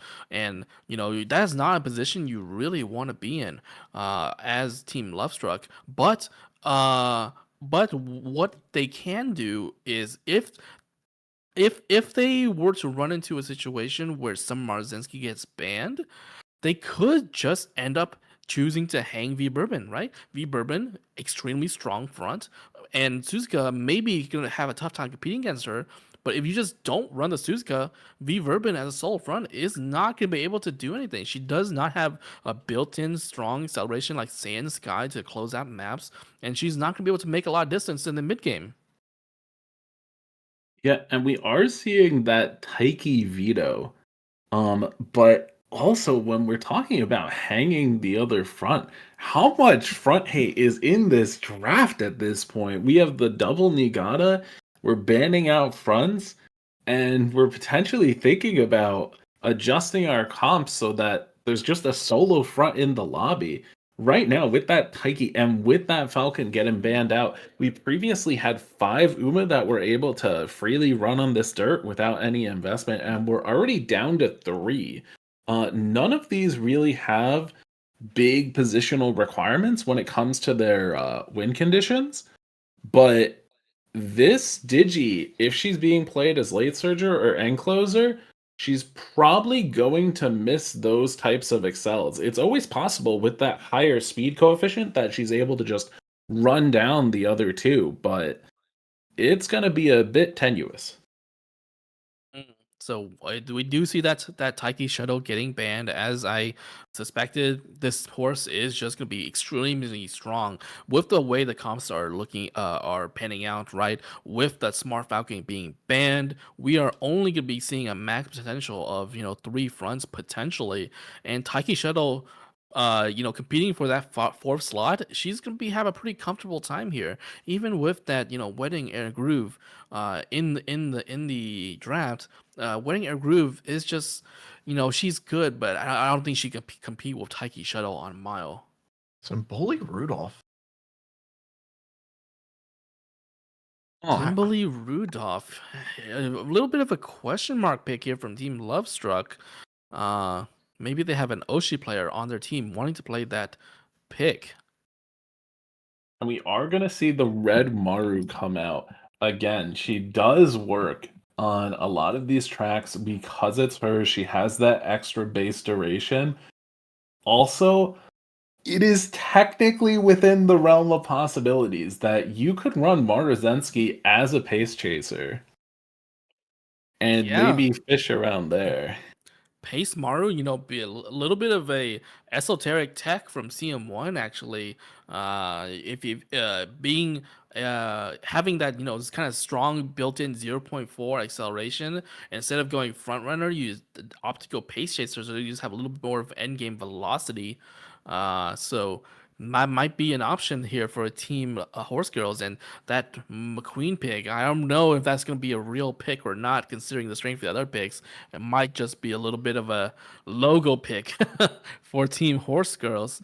And then Team Lovestruck, and rounding out the draft with King Halo, my Oshi, my wife here. So I'm very happy to see her, especially on a mile to sprint draft, King Halo does do pretty well. The only things that you have to think about is trying to find some acceleration for her. Unfortunately, something King Halo or just late surgers in general are not going to be not going to be able to find really easily on these maps, especially in this kind of front heavy and pace heavy draft. Yeah, Yep. and I don't know how long we can stay here. I think the other match might be waiting on us to Yep, start their yep, they're waiting. races. It's time to move. It's time to. We're going back and forth and back again, and we're teleporting to this one.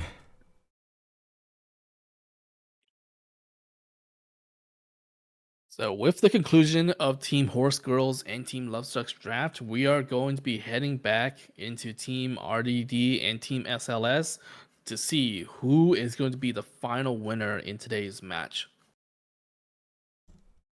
Yep. We'll be starting off with the Hanshin 1600.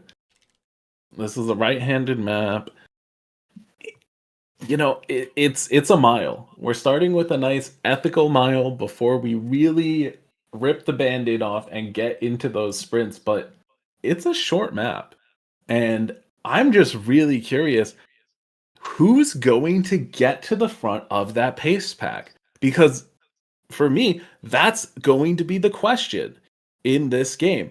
Who is the strongest pace chaser? Who's able to not get blocked and proc all those early and mid game skills? Hello, guys. Hello, joining us on the cast today here is going to be Jekt from Team Velocity. So, Yes, sir. how are you feeling, Jekt? Happy birthday, by the way. Everyone say happy birthday. Hey, thank to you, Jekt. thank you. Yeah, turning 20 today. Feels like I'm getting older by the minute. I don't think it feels the same for you guys, but you get what I mean about the whole thing.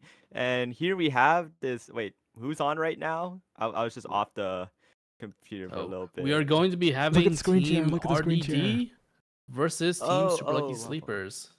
Oh no, I meant like who's casting for this one. Sorry. Oh, No, wait, that it's makes a lot. yeah. That makes a lot of sense. Yeah. You know, Feel free, Turumi, Jekt. Turumi, Get up in to there. you. Just pick 2 people from the VC every time we have a race. You know? All right, yeah. Jekt and JJ, you're up. I know. Okay. Is it because So- it's my birthday? Yeah. Gotta go in for that birthday cast. Yeah, this is the velocity guys. cast now.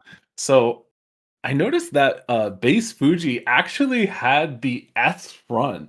So she's gonna be looking to get the lights activated from playing as a front runner in this draft.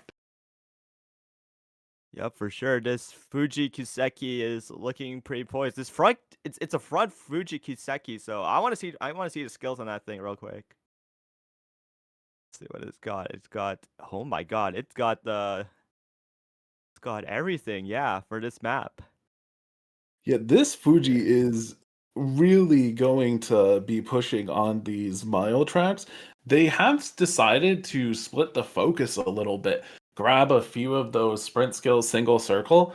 I'm curious if that's ever going to come back around when you're fighting for this position, when the lobby is just so flooded with front runners and with pace chasers. You kind of need every single point of SP you can get to really make a difference out there. Definitely, and that's because fronts just technically have more style-based mid-game skills than the rest of the other styles. So you want to take advantage of that a lot, especially if you have like 6 pace chasers on your tail and you want to fight off the other front runners as well. So it looks like we are going into this. We have 0 in the end closer slot, 0 in the late surger slot. Definitely doesn't look like any draft I've done lately. Yep, and I'm not sure if some of the teammates read the entire lobby and decided, why not we try and go for why not try and risk it for a delayed redshift if you're like a pace chaser and you kind of see that many people are running pace chasers in fronts, and for a fact that your Uma cannot just win that mid-game battle at all. Yeah, and this is going to be the determined descent map. It is a bit of a gamble here. It's not guaranteed like some of the really determined descent friendly Kyoto maps, but it's totally possible that Rice just hits a good determined descent and takes off, regardless of what position she's in. Yeah. I'm more worried about the fronts though, because now there's 6 pace chasers. These fronts could be overtaken pretty easily, and if you're a team that runs a lot of fronts, it's not going to look too good, especially when you want to get a podium or you're trying to get the most points out of this race. So definitely they're going to try and look to just pace up as much as they can to avoid the pace chasers. And look at Fuji Kiseki just right on their tail. It's not going to look too good. Yeah, and that Suzuka actually had a pretty delayed prudent positioning, so she was unable to really get to the front of the pack. And Fuji is already Fuji's up right moving in the middle of where she wants to be. And the unique is off. She's looking to carry over on the final corner. Will it be enough for Fuji as she tries to contest with the other Fuji Kiseki? Look at Fuji Kiseki go! Fuji Kiseki with SLS for Wand, looking to seal it, but she's right behind the right shower, determined to send, way too late. And that Nishino Flower is going to seal it. Rito Dorm dropouts are going to take first, and they're going to take a lot of points out of this.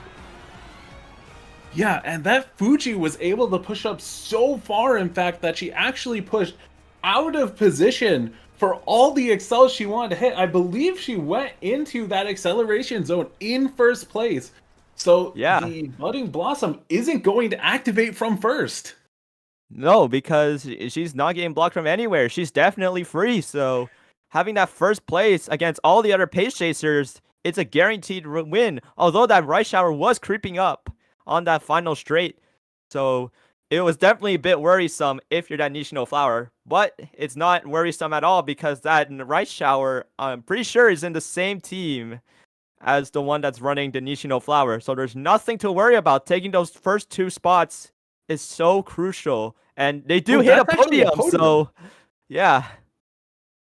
The free 7 points and a terrible start for the super lucky sleepers, but I'm sure they'll come back from this. This is just only their first race. Unlucky maybe for Team Super Lucky Sleepers that Ballroom Fuji Kiseki maybe just a little bit too strong, as you say.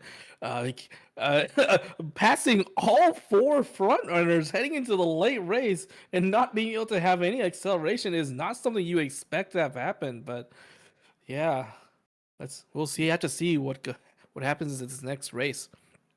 Yeah, saying I'd like to see Rod on some of these pace chasers when you have 4 front runners in the lobby, it was definitely not on my bingo card. But I guess that became the Fuji's win condition when she pushed up that hard. I think the timing was just correct on this one, because if they pushed way too early into the fronts, they'll just get PDM'd right away, and that won't look too good, especially when you're fighting up against other pace chasers. So it's definitely timing and luck as well on their side. Heading into this next one is going to be that Nakayama 1600. It's, all these maps are really just more of the same until we hit those sprints. So another map where we're looking to see who gets into that 3rd and 4th slot to activate Nishino Flower Budding Blossom Unique. Yeah, and Nishino Flower just looking to make another impact this game. And yeah, like what you said, her unique, very important in this map, especially on that corner 4. As long as she's blocked a bit for a few seconds, side blocked if I remember correctly, she can just simply carry over that acceleration right into that 4th corner. And just like in most cases, it is going to be that a precondition, a little bit hard to hit sometimes, surprisingly, on that Nishino Flower, as she needs to be blocked during the mid race for about 2 seconds, and then if she enters the late race in 3rd or 4th slot, she is going to have that strong acceleration. That's what makes her so strong, is that it's actually tied to the late race and not a specific position, unlike Taiki Shuttle. But unlike Taiki Shuttle, she has to have that precondition met, which sometimes can be really hard. So go ahead, JJ, continue with this one. All right. And they're off. a good start from Valentine Bourbon, and it looks like we might see a repeat of last race. And that's actually a corner recovery skill on the Suzuka. I'm curious how low her stamina is that she felt like she needed to take that, but she's definitely not pushing up right now. Fuji is in second, so she has the option, and that wedding groove popping that unique and really shoving her way up into the middle of the front pack this time. She's not good. She has to not push too much though, because if she does, she'll be way too close to the sun, and she'll be falling right back down to 8th place. Rice Shower is pushing up with that Professor of Curvature, and Wedding Groove is in the perfect slot with Rice Shower. Yep, and as we head into the final corner, Radiant Star, Redshift. Yep, and neck. Holy crap, what timing on that neck and neck proc. And now Wedding Air Groove is looking to run it down on the final straight. Fufu looking for that first place finish to stop the bleeding from Rito Dorm. And will he do it? Yes! I can't tell. It looks way too close to call. But from my perspective, it looks like Wedding Air Groove has taken first place. Yes, she does! My goodness, by a freaking nose! Wow, that Pace Chaser speed just more than enough to just close out that race. It's super lucky sleepers. We're seeing this where if you're not in that first slot in the Pace Chaser pack, then you just do not have a chance in this lobby. I'm curious to see if these fronts will be able to better hold on in some of these later tracks, because right now they're just getting absolutely overtaken. That Bourbon did put up a fantastic fight towards the end, but it's the same story as last time right now. Yeah, and super lucky sleepers. Just getting pretty lucky this match with that air groove. So lucky to have her just push up, and that timing was just right for her to overtake and win this race. Yeah, Jack, as you say, it's something that can happen with that Wedding Air Groove. Her unique it activates pretty soon in the mid race, actually. And if you activate it a little bit too soon, what can happen is you just end up pushing super far and end up PDM back to a really bad position. But I think she activated just the perfect slot there and was able to maintain it just until the end of the pace position keeping mode. So she was able to keep her place without having to worry about PDM. So, but yeah, this Wedding Air Groove is an extremely strong pace chaser. One of the only pace chasers with a mid game unique, and we just see the strength of it there, able to push up past the front pack into that third spot. Yeah, and the next map, Kyoto 1600. I think for super lucky sleepers, they definitely need to get a huge win out of this one, because the next map is a sprint map, and I'm not sure if they have any built sprinters. Probably Fujikiseki, maybe. Or the I did see that Suzuka was taking sprint sparks, so she's going to be in contest. Obviously, Maruzensky, you really don't need that many sparks to make her work. But Nishino is really going to be that premier sprinter in this lobby. Yeah, and super lucky sleepers definitely in. I mean, it's a big deficit, and if they lose out on this map, they'll be in a lot of hell right now on that sprint map. So a win for super lucky sleepers would be so big for them right now. Heading into that third race, let's have Saya come in. Saya, no. Let Jack cook. Let Jack cook. All right, Jack, come on. Let's keep going. Keep it going. Show us the power of the birthday boy. Yep. Cake was really good though. Oh my god. All right, we got this Kyoto 1600. We have a pretty good straight on this map, so that PPDD on the Suzuka, I imagine will let her get a pretty good lead. She's in the 9th bracket, actually, so she doesn't even need to DD out. She'll just be able to prudent position and get that speed boost, and she's pretty likely to not get blocked at all out there. Yeah, but it all depends on how the timing of that prudent positioning and dodging danger is. I remember yesterday's match with that Mihono Bourbon just swinging wide and never activating prudent positioning, and she was wide this whole time. Like, where was she going, man? It was just absolute horror to watch. And yeah, we got that Ballroom Fuji pushing up again right into the front pack, along with the potential budding Blossom. Beeline Burst coming out, but it looks like Ballroom Fuji is going to be that foremost pace chaser, as she actually goes ahead and she's passing our front runners on this corner right now. Yeah, Radiant Star comes out of the Taiki, but she's way too far back in the pack for this to matter. Ballroom Fuji is in a good spot. Wedding Groove is pushing up. Professor of Curvature, Radiant Star and Professor of Curvature for Fuji. Oh my god! NSM. Go! Fuji! Okay, Fuji's going for it. Super lucky sleepers.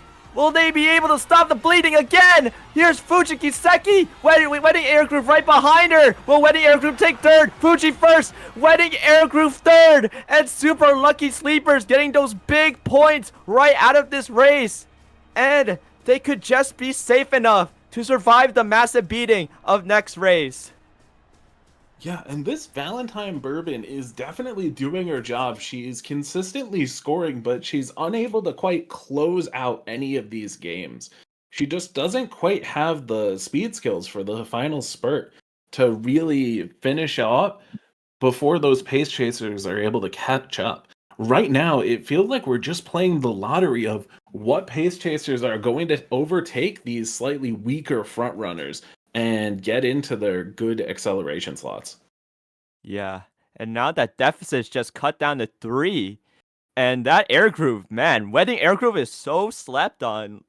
I feel like I should have played her more back in the day, but Wedding Air Groove, that unique is just so good mid game. It kind of reminds me of some particular Uma that I Oshi a lot that just has so much mid game in that unique, and it allows her to push up so much with that amount of time, especially in mile and sprint races. It just makes her look so good to be well positioned coming to that final corner. And well positioned she was to be able to take that third spot for Super Lucky Sleepers to and we're gonna have slowly to climb.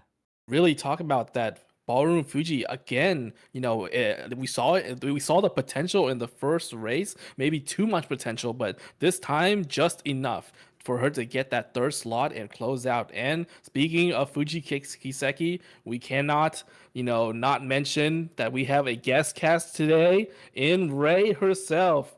Oh my god, it's Ray! Ray joining us as a guest cast to cast her Ray Cord Civil War match between the two Fuji teams. Hi, yeah, sorry I'm a little bit late, but I'm so excited to see how everyone's doing. I'm so glad to see that both Fujis are getting some love here. I really love seeing those being run. Yeah, and so far, looking at the races, which one do you think is doing better, and which one do you think is better in this kind of lobby situation? So I spectated the draft in my stream, and I thought that Redodon Dropouts should be running their OG Fuji Kiseki as a front, and I can see now that they did, which I'm very excited about. I trust Lobita on that call. That's a really good call. And I thought that Ball Fuji was going to actually be a pretty strong pick because of her final corner velocity bomb that she has in her kit. She has Speed Star, she has her unique, she has a lot of tools just to be able to close out in that final corner. So I thought that they were both pretty strong picks, honestly. Yeah, and did you get a peek at what map we're going to be racing on here? I did not. I joined just a little bit too late for that. Which map is this? It is unique. There's only one of this. Oh, is this the 1000 map? Yes! Perfect. I'm so excited to see this map. I'm so glad I made it in time. Yeah, so Ballroom Fuji's unique won't be working on this map. Isn't that correct, right? That is correct. Yeah, it's a final corner. To have a corner. Mm-hmm. That is correct. So we'll have to see what happens there. I think a lot of uniques don't work on this map, actually. Yeah, every single unique that even there are some cases where people think certain uniques will work, like Pasta unique, but Pasta unique actually requires there to have been a corner prior to it activating, even though it doesn't activate on the corner itself.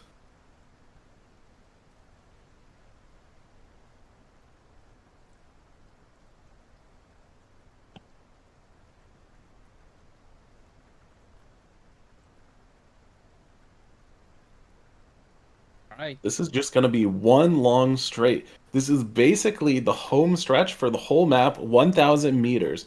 The only thing that can really happen at the very start is going to be PDM mode for any of those pace chasers if they have too strong of a start. Suzuka looks like she's got the outside track, and she's going to prudent position in, but she's getting stuck behind some of the pace chasers. She's not going to be able to get out in front. The Fuji Kaseki is leading out there in first with that front S, and she will be able to activate lights from this position as we come into the home stretch. Radiant Stars trigger on OG Fuji and on Rice Shower. Here comes Wedding Groove from the outside. NSM Beeline Burst, neck and neck, neck and neck. Every single skill is just going off, and it looks like Fuji Kaseki is going to be running it down with Wedding Groove right behind her to close that one out. Oh, the no stopping me on Vol Fuji was a fantastic choice. When I was spectating, I was actually saying that would be a great acceleration to put on her, so I'm glad to see it paying off in this match. Yeah, absolutely. Especially when you have this many Umas in the same place. This is a 6 pace chaser draft. You're surely going to have targets for that, or even just the front runners who happen to die off a bit earlier in the race. This Yes. Wedding Air Groove Uma is looking so incredibly consistent. Of course, Fuji Kaseki currently the MVP for Super Lucky Sleepers, but the unique just helps her get in front of the pack, unlike the Umas who are trying to excel like Taiki Shuttle. All I want to say is that I deserve all of the slander from Super Lucky Sleepers tonight. I completely doubted them on this map, and they blew it out of the water today. I'm so sorry. I completely doubted you guys, and you guys just came up with so many points, and now you're in the lead. I'm so sorry. Really I doubted you guys. With the Ballroom Fuji, I did see that NSM getting procs. JJ, you pointed out during career like that might come into play, and we were questioning whether or not they can even proc on the 1,000 meter. But I guess that mystery has been solved. The answer is yes, it can. And wow, did it proc indeed? Even with Ballroom Fuji basically having 0 skills on the straight line map. There is no corner to proc final corner skills on. So just off of the raw ability of that instant NSM, she's able to close it out there. Really impressive. Yeah, that straight line is a really funny map. Every Uma in this lobby is basically playing down 2,000 SP or something crazy like that, just because of all the final corner requirement, so on and so forth. And we're going into, I believe, the next sprint map. I think this is 1,200, is that correct? Yes. Yeah, so we're going into our 1,200 map. It's going to be another really short race. And like Jack mentioned, this Wedding Groove is extremely strong. She's not taking home those first places, but when you have Ballroom Fuji securing this many first, all you need to do is get a few more points from podiuming. And she's doing a fantastic job at that, really being at the front of that pace chaser pack and denying Nishino Flower from getting her actual 0.4 acceleration that's native to her kit. Wait, who's doing this one? So heading into this next race, we are. Let's have Saya and Ray cast this one if Ray you're up to it. I could give it a shot, but I haven't done it before, so I'll follow your lead, Saya. Okay. So basically, this is a sprint. So just talk about whatever's interesting, and then in the final leg, I'll try to play by play, and we'll see how that goes. All right. Well, this is the Nakayama 1200, which is a final corner acceleration map. This acceleration zone hits just past the halfway point of the final corner, which means that Taiki Shuttle and Nishino Flower are both going to be very strong on this map if they can connect. Additionally, there is an uphill towards the very end, which is going to advantage Umas that have built a little bit more power as they are closing in on that final gate. And I think we're about to get started. So Yeah. it looks like, once again, Fuji is kind of coming out strong. Our OG front Fuji here with her on the outside and Red Maru coming in. Suzuka's lagging behind a little bit, but we do see Ballroom Fuji heading up the Pace Chaser pack just behind her, probably positioning herself for that no stopping me that I know now that she has in her kit. And yeah, they're going down the front line. We see some curvature. We see some gold skills coming out from Bourbon, so she's going to be pushing up there, trying to get into that lead position, which it looks like she is able to take just barely, but because she is on the outside of the corner, she's falling behind a little bit more as Ball Fuji does push up with a lot of that final corner skills. She is moving ahead. She hit Radiant Star, she hit curvature, she hit everything, and she is moving.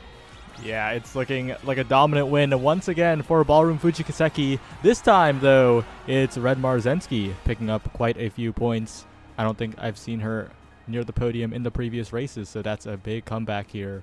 But this Ballroom Fuji Kiseki from Levita is looking absolutely dominant in this draft so far.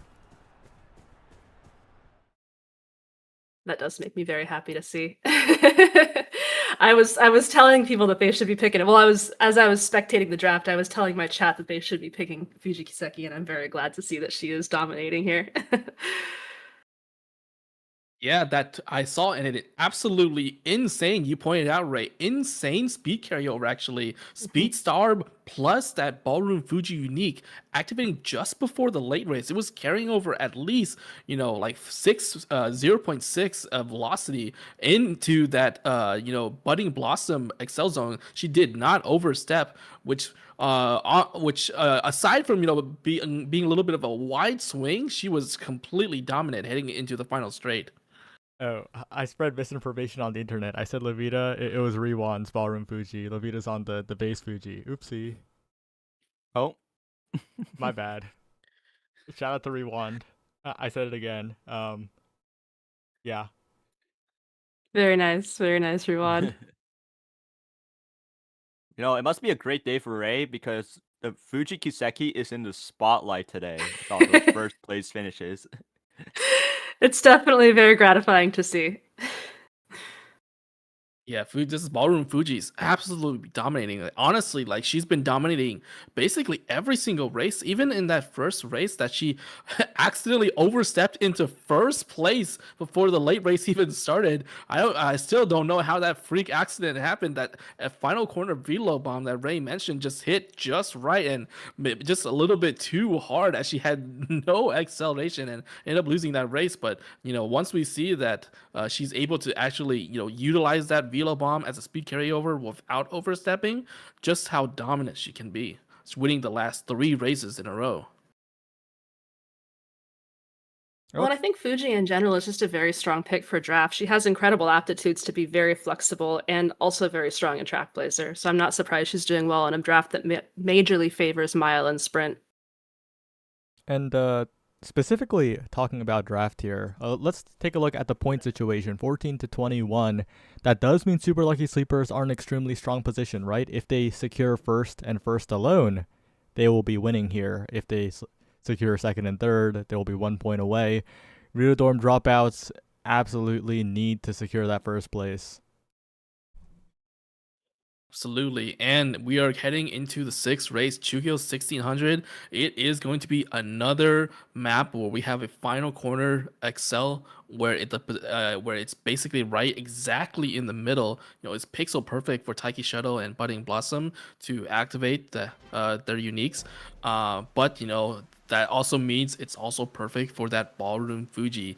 If she's able to do another repeat of her final velo bomb, speed carry over a little bit, and hit her XLs, I think we're going to be seeing a very similar picture to what happened last race.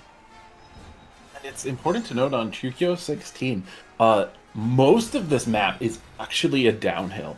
So there is technically a chance that either of these determined descents from Rice Shower or from Nishino Flower do go off at the correct time in a pretty late activation and just absolutely propel them forward into the victory. So, man, we going into that very potentially last race here. It is match point for Team Super Lucky Sleepers. Let's have Ray continue on with this one. This could be the last one. All right.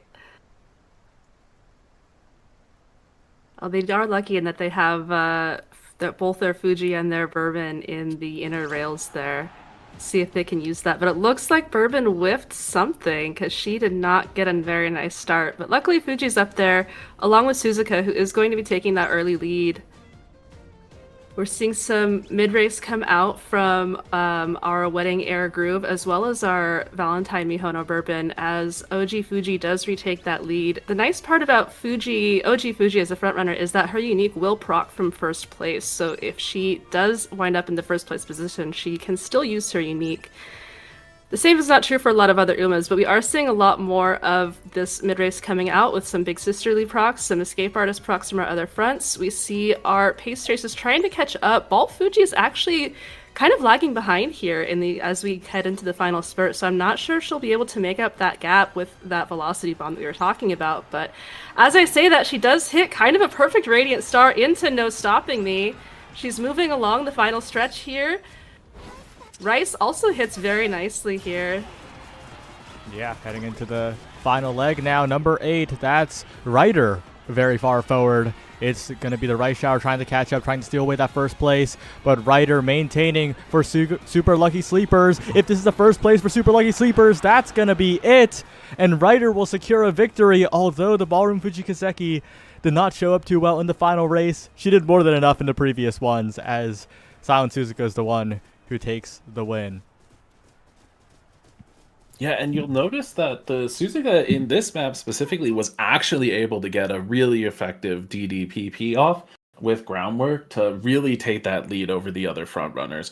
Because in all the other maps, she's either prudent positioned in far too late or she's prudent in way too early. But this time she was actually able to force herself out in front and really hold that lead for the rest of the race.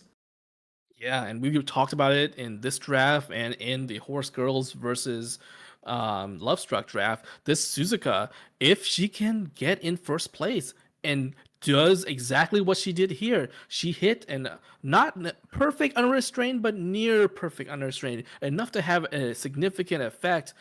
Having 0.6 acceleration is just way too strong on these shorter maps, and she just rocketed forward as soon as she touched that late race, and just no one was able to keep up.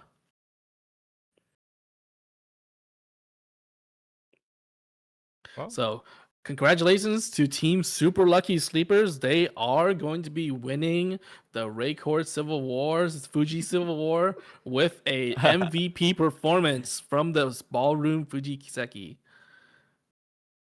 Yeah, it was very fantastic to catch the tail end of it. I'm very proud of both teams. I'm really, really cool to see the Raycord Civil War play out, and really fun to see Fuji on both sides on it.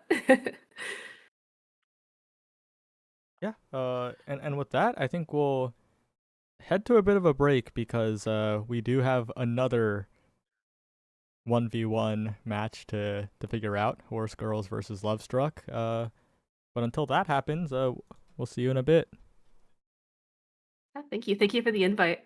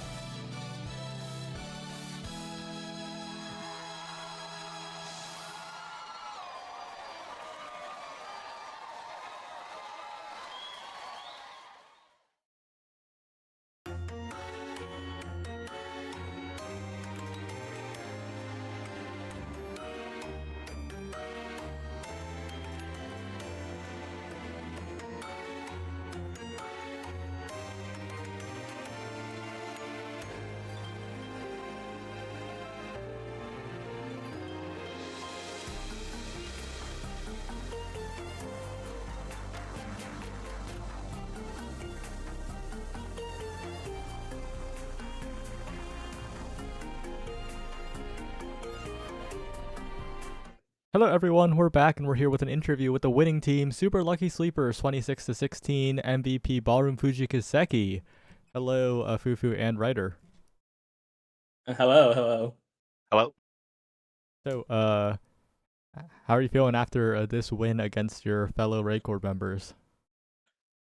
Honestly, after the first race, let's just say I had a heart attack, and then we slowly clawed it back, and then eventually took it out. In the end, that was a roller coaster of emotions, and I hope the viewers also thought the races were exciting. Yep, for me it was absolutely exhilarating. After getting 7-0 on map 1 and watching our Uma slowly climb up from the depths, truly an exciting match. Yeah, so actually talk to me a little bit about your draft strategy, because we were actually a little bit surprised to see kind of how the early draft played out. Ogre Cap and Smaru being banned, not something surprised there, into the V Bourbon first pick. And then you guys end up picking Smart Falcon and the OG Maruzensky. That was just something I was a little bit surprised about, that I was expecting maybe either a pickup of the Taiki or the Nishino there. Our thoughts about this one was that originally we wanted to take Maru for some of the Redshift maps, and we also thought that in this scenario, we kinda wanted to take Curran Chan, but halfway through the draft we forgot about Curran Chan, not gonna lie. Yeah, Curran ended up being picked up by the enemy team. It was one of the later picks actually. And you guys did end up banning her. I was also a little bit surprised there. You guys banned Curran Chan over the Nishino or the Taiki. So what was your thought process there? We decided to pick up another front afterwards, and then we fought that with 3 fronts and 2 strong paces with strong mid race with the Wedding Air Groove and Ballroom Fuji. We thought we could potentially drown the Taiki and Nishino and try to keep them contained from using their unique. We were also not that scared of Nishino, despite having a strong unique. Their unique is a little bit more restrictive than Taiki's, making it potentially harder to proc in an ideal state, was our thought process.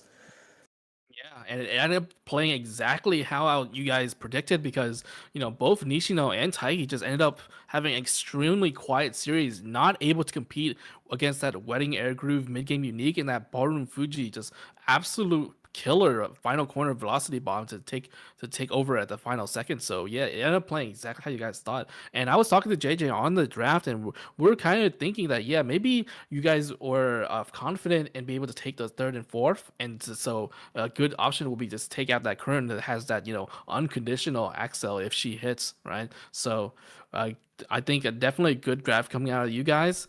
And alongside with that kind of Silent Suzuka could pick. So this is something that I want to point out is a little bit interesting. This Silent Suzuka actually coming out in this draft, in your draft, and in the next team's draft as well. So if you guys saw, the next team being played is going to be that Horse Girls versus Team Lovestruck, and they basically have a very similar draft to you guys. It is another sprint mile draft with very similar picks here, actually. And it is going to be another V Bourbon versus Silent Suzuka in that match.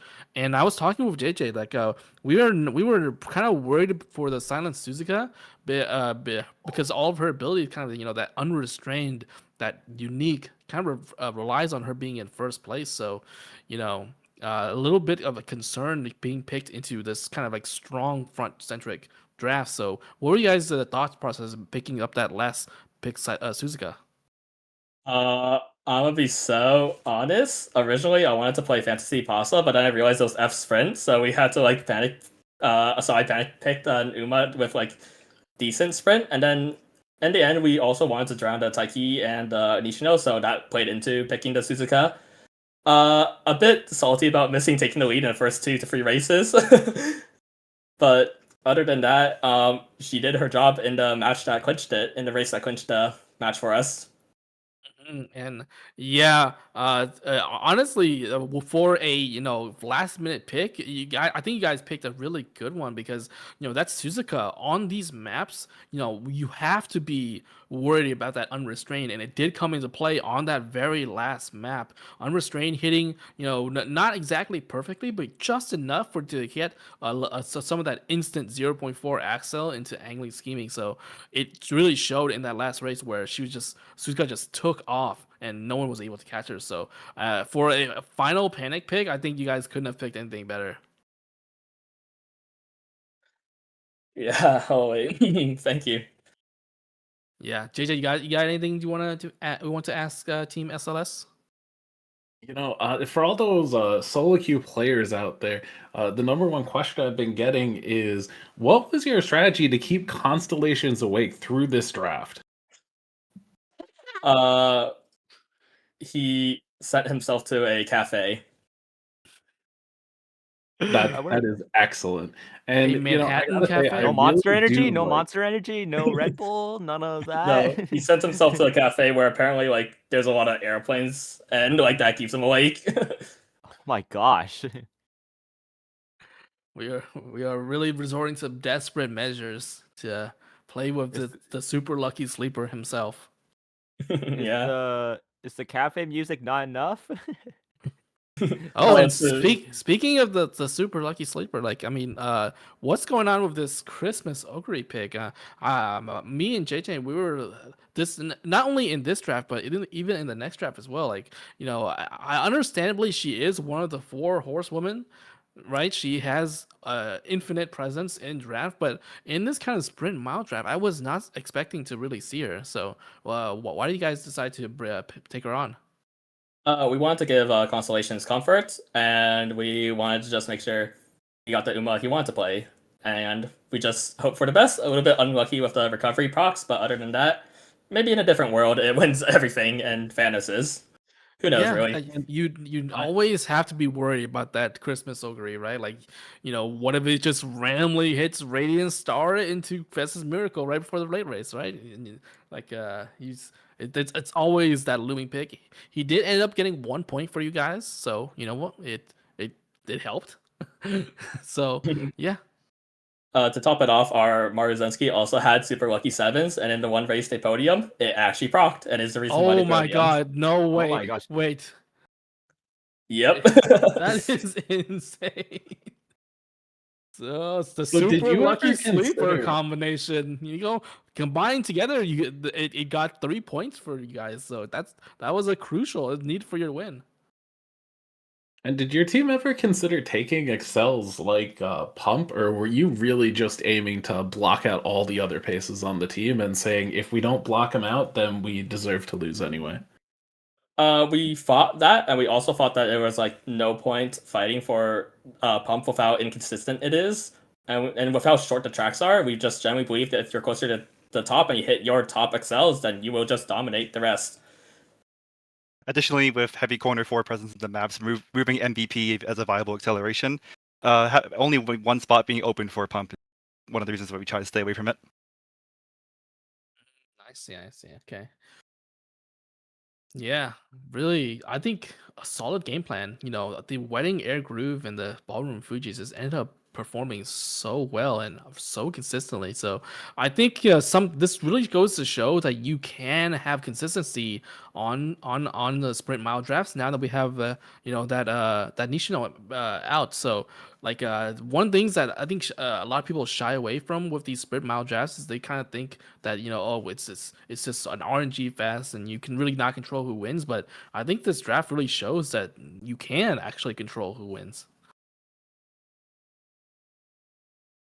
Yeah, honestly, the straight line needed to be picked. It was a requirement, unfortunately. Well, aside from the straight line, the straight line one was a little bit questionable, right? The Ballroom Fuji hitting an instant NSM. We were even wondering whether or not this could actually even hit on the 1000 straight line. And it just somehow, by a gift of God, hit perfectly. And she was able to close that one out. So, maybe it was just destined to be, Ryder, the straight line, used to be the straight line fraud, maybe no longer after this one. Yes. I got in JJ's friends list. I got to follow on this crazy Teo parent. We felt it was a needed match. Damn. You know, if a Ray Cradle Classico, we have to have the Fujis, we have to have the 1000. Pulling out all of our gimmicks. Yeah. Yeah, the Ballroom Fuji is going to have that 100% win rate so far in UmaLeague, with OG Fuji going all the way down to 0. You know, one game on each will do that to an Uma. But actually, in our upcoming match that's going to be coming up, they have a Ballroom Fuji in there. So I'll be curious to see if she's going to put on as much of a circus as she did in your game. Is she, Yeah, is no, she is she being played is the question. Team Yeah. Horse Girls, kind like of Kristen actually McQueen. like very similar draft to you guys, with that Ballroom Fuji, with that wedding air groove. So we'll have to see how it plays out. It's going to be interesting to face them in the next week of UmaLeague as well, seeing which one comes up on top. Oh, are you guys playing them in week 2? Let's take a look. You guys are going to be playing them. Yeah, actually, the Team Horse Girls by Dropletto is going to be facing both the Team RDD and Super Lucky Sleepers next week. Maybe there could be a potential for Dropletto to commit an absolute massacre of the Ray Quarters if he were to win both matches. Yes, just one chance to do something funny right now. I don't know. I would bet my money on the not Dropletto teams, unfortunately. Do you see the screenshot we put on stream earlier where his last played Steam Umamusume needing to update was 10 days ago? Yeah, that is not something you no. want to be seeing. Yo, drop, from your lock in, captain. lock in. You're playing right now. you gotta pick Blazing Pride right there, guys. Wait, is he playing?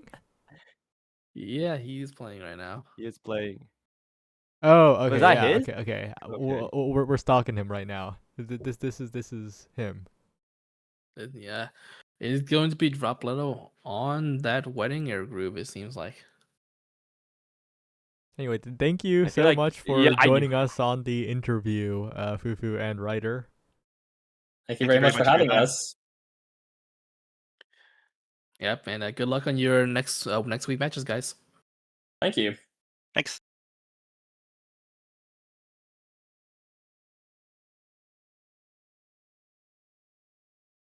Oh, the red Okay, Maru. we are seeing the teams finish up now.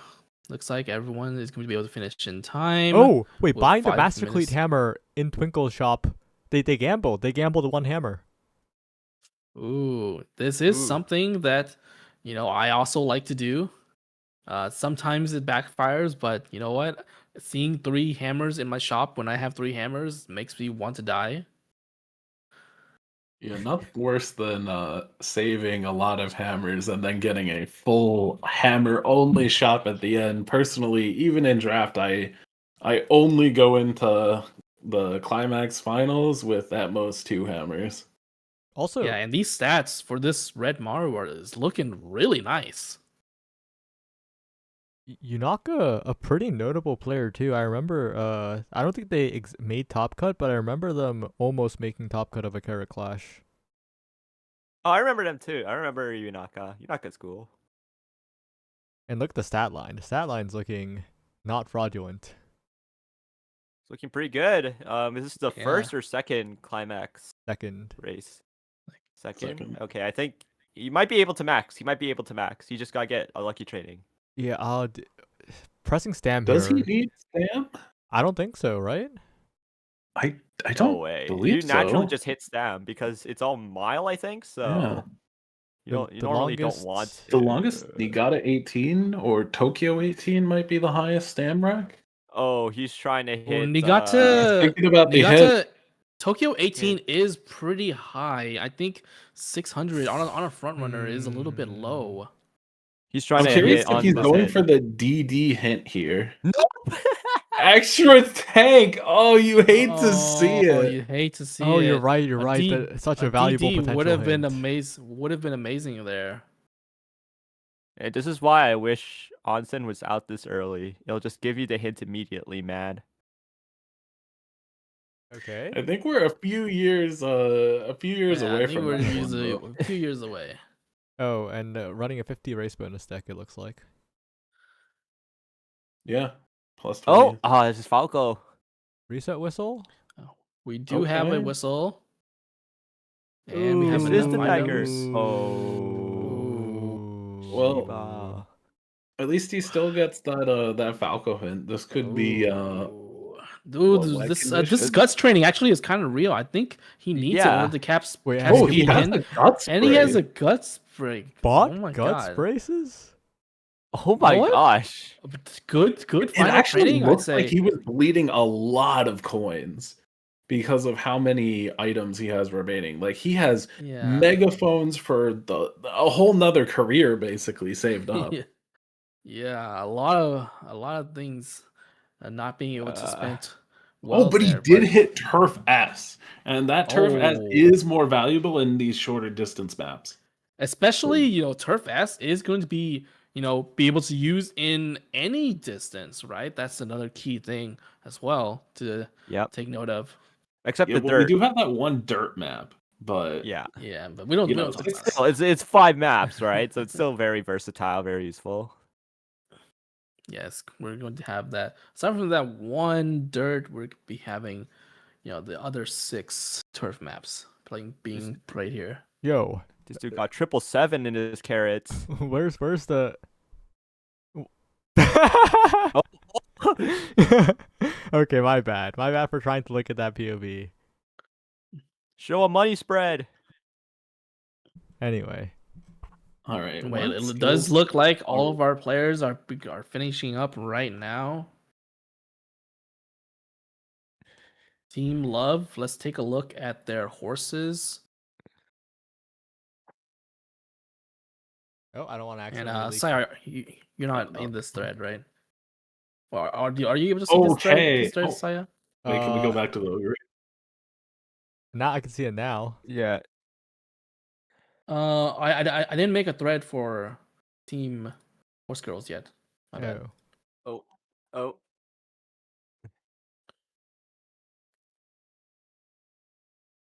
Yo, chillax. I'm spamming the button. Whoever that Wait, big that Halo that is. wit is looking kind of painful.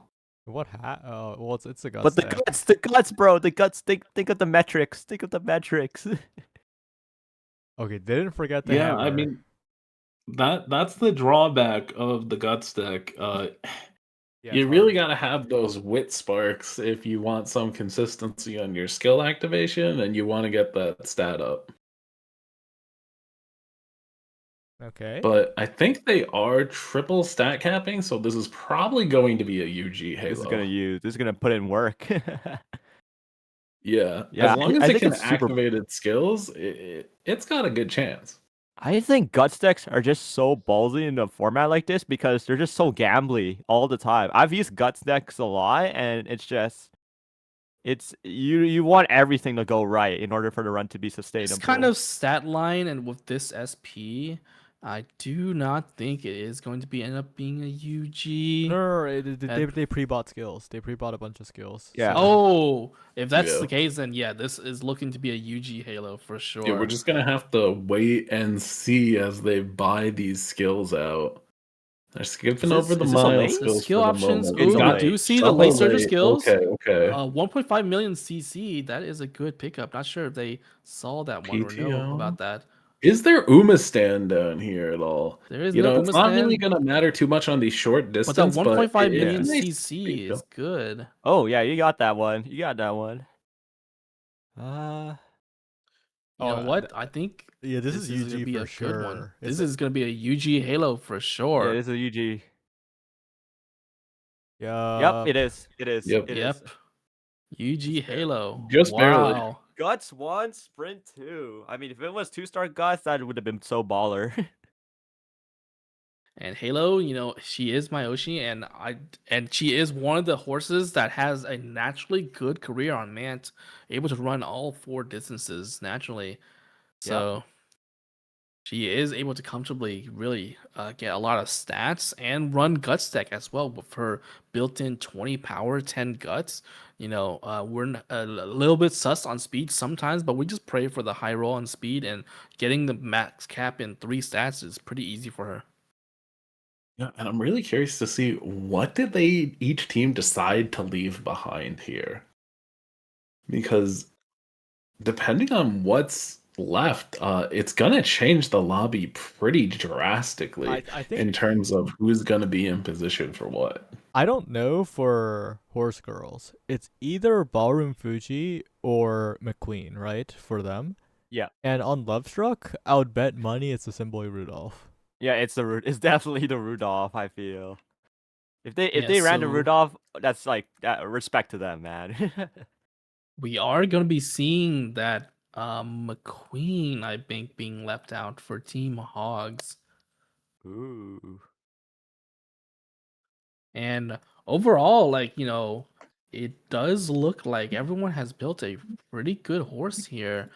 There is no high-profile car crashes I can see. A little bit of maybe a softer roll from Drop Leto and Art the Resident Casino God. Actually, I gotta ask, what username is 777 Casino God 777 gonna use? Because they have used many different usernames in multiple different competitive communities, so we gotta figure something out here. Well, we'll have to see.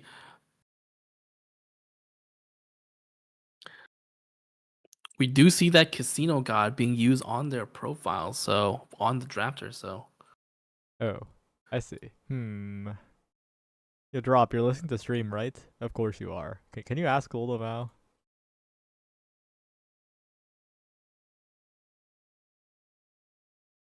This guy hasn't like interacted a lot with like the Uma community, I think, as much, but has some crazy lore. The Casino God? Yeah. He's been in my club for like the past 4 months. Yeah. He joined Uma Party. But he's kind of from Omega Strikers, but before Omega Strikers, he was actually in Cat Bomb's friend group. Really? Yeah, and a Cat Bomb associate. Not sure if I want to associate yeah, myself with someone like Cat that. Bomb associate is like a warning sign. It might be a red flag.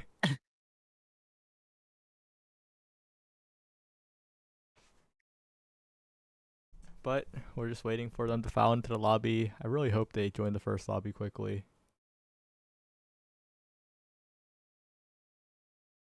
So momentarily, we're going to be heading into those final races of the day. And we're going to be determining the final winner of today's match between Team Horse Girls and Team Lovestruck. So taking a look at team, maybe we can go ahead and bring up those horses, Saya, if you want to just show them on stream as we wait for teams to shuffle into their rooms. I think I pinged you. Did I ping you? Can you ping the Bestie and Slot account actually? Oh yeah. Wait, I added a perm before you do that. Let's see. Official view. Okay, no, you should be able to. Okay. And then for Team Lovestruck. Okay. So we can go ahead and take a look at these horses that everyone has built. Okay.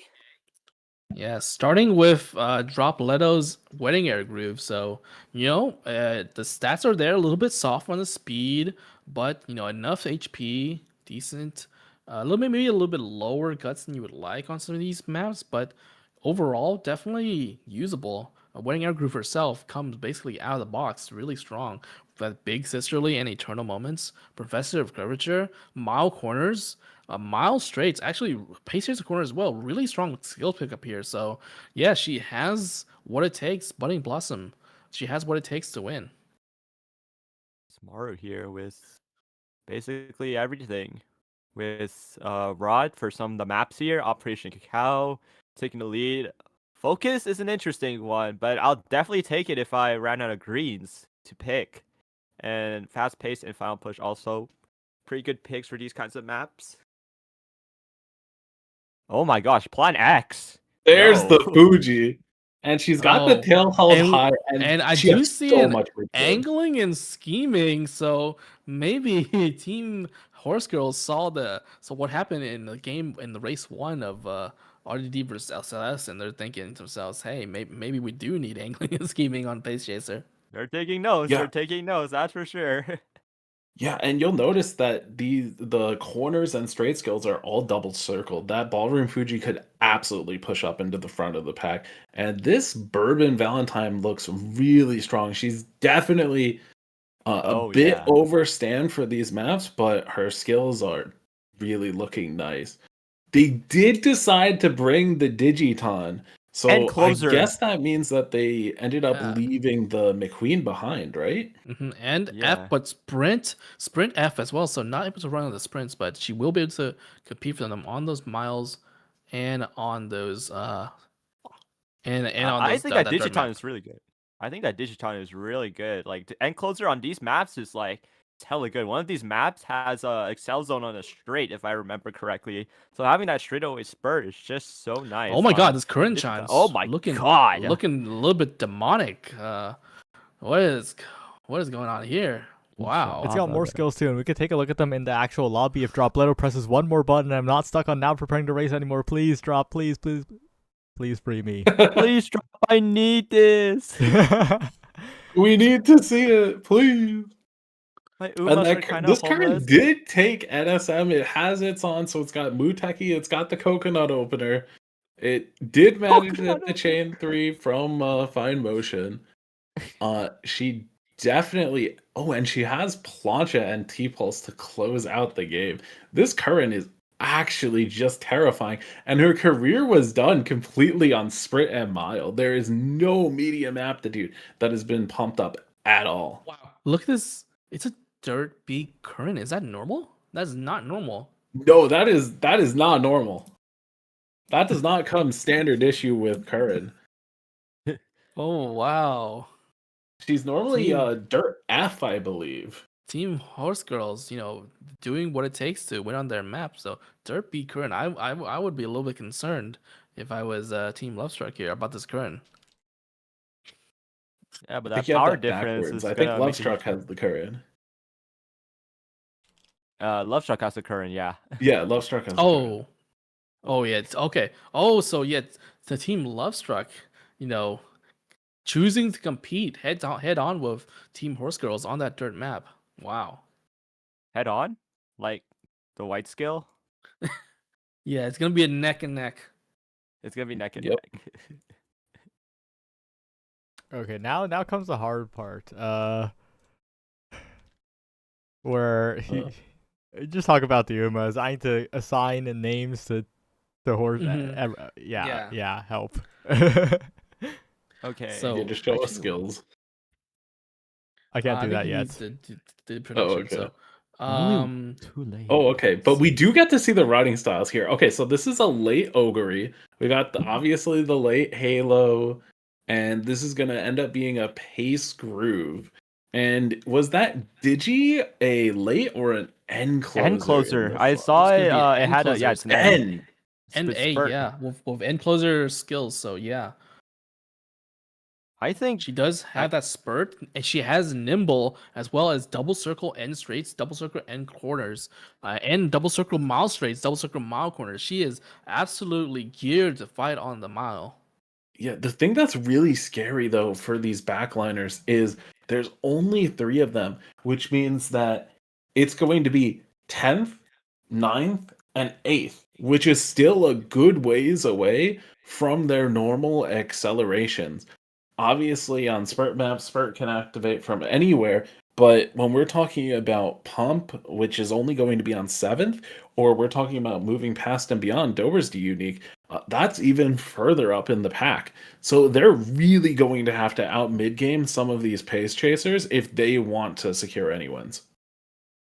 And just taking another look at the current Chan, she does have forward march the dirt gamble skill, Radiant Star actually, no stopping me, and that hashtag look at current. So this current Chan is absolutely looming, threatening to gunning for it. absolutely destroy one of these races if she hits.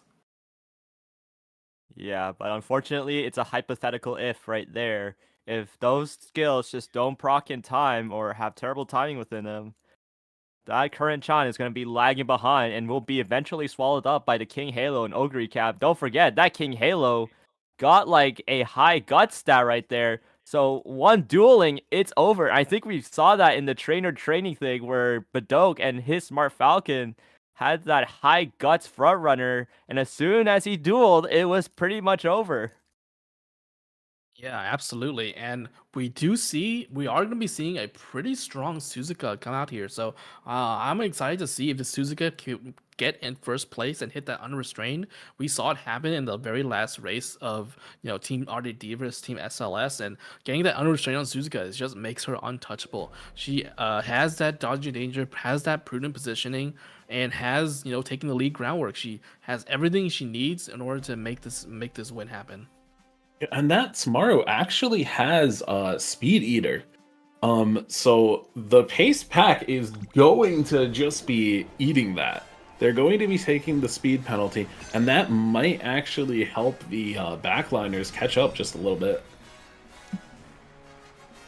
Yeah, luckily it's a mild map, so Speed Eater, yes, it is in play, and it's a terrifying skill to go up against, especially if you're not the Uma that has it.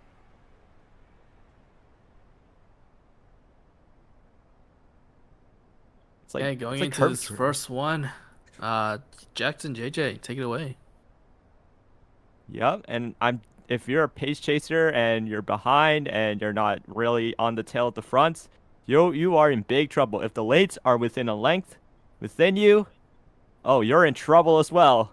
So all the pace chasers need to do is stay as far away as they can from the lates, and they're off.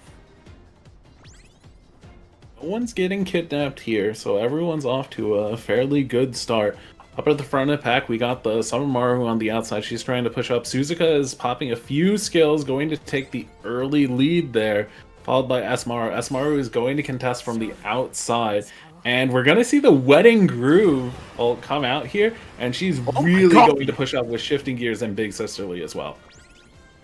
Yeah, and that Wedding Air Groove, that combo we all know and love, Big Sisterly and Eternal Moments, just allows her to push up all the way to the front pack. And within such a good time here, she could just proc her excels right now as we head into this third corner.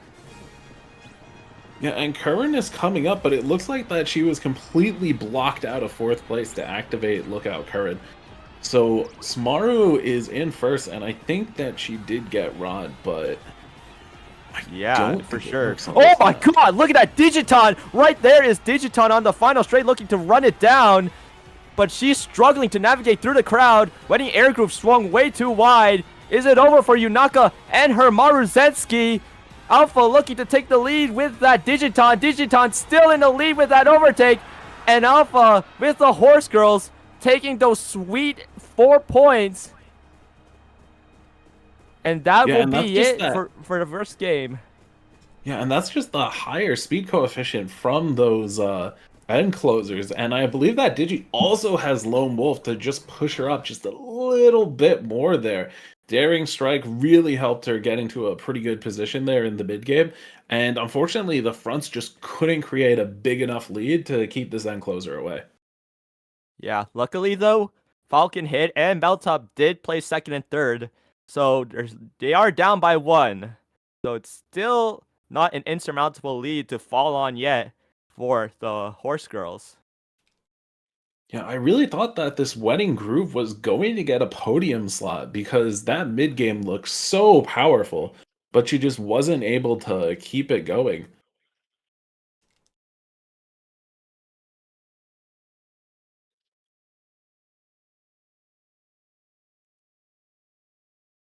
Yep, Terumi was typing the same thing I was, which is why we were silent.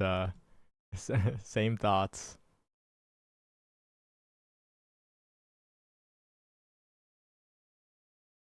But So our second map is gonna be Kogura 1200, right? So we're going straight into those sprints.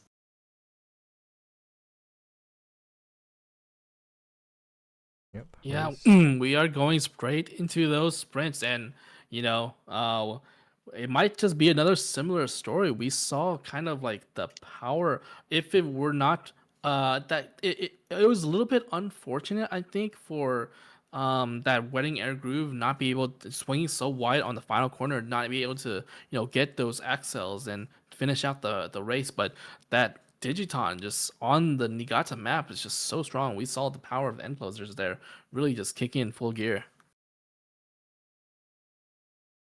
Yeah, I'll be curious if we get to see either of the two late surgers push up, or it's just gonna be Digi from these backliners because they're just so far down in the pack. They may not have the mid game to actually be able to catch up to a pace pack that just has this many skills going on, especially when you have someone like that Wedding Groove really pushing that pace pack up.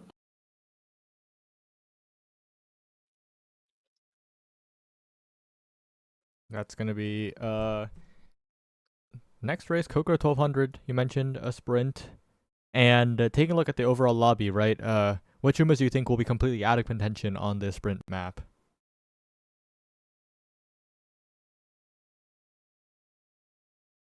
I don't believe this Ogre was built for sprints, is that correct? Oh, actually, this Ogre is built for sprints. You know what? It's totally possible that everyone here technically has a chance on sprints. They probably all have at least C sprint. Wow, that is not something you see every day, but I guess both teams were pretty committed into what they were doing in the draft. Although, if we are on sprint, I think the Karen-chan is the Uma that I am looking at quite a bit.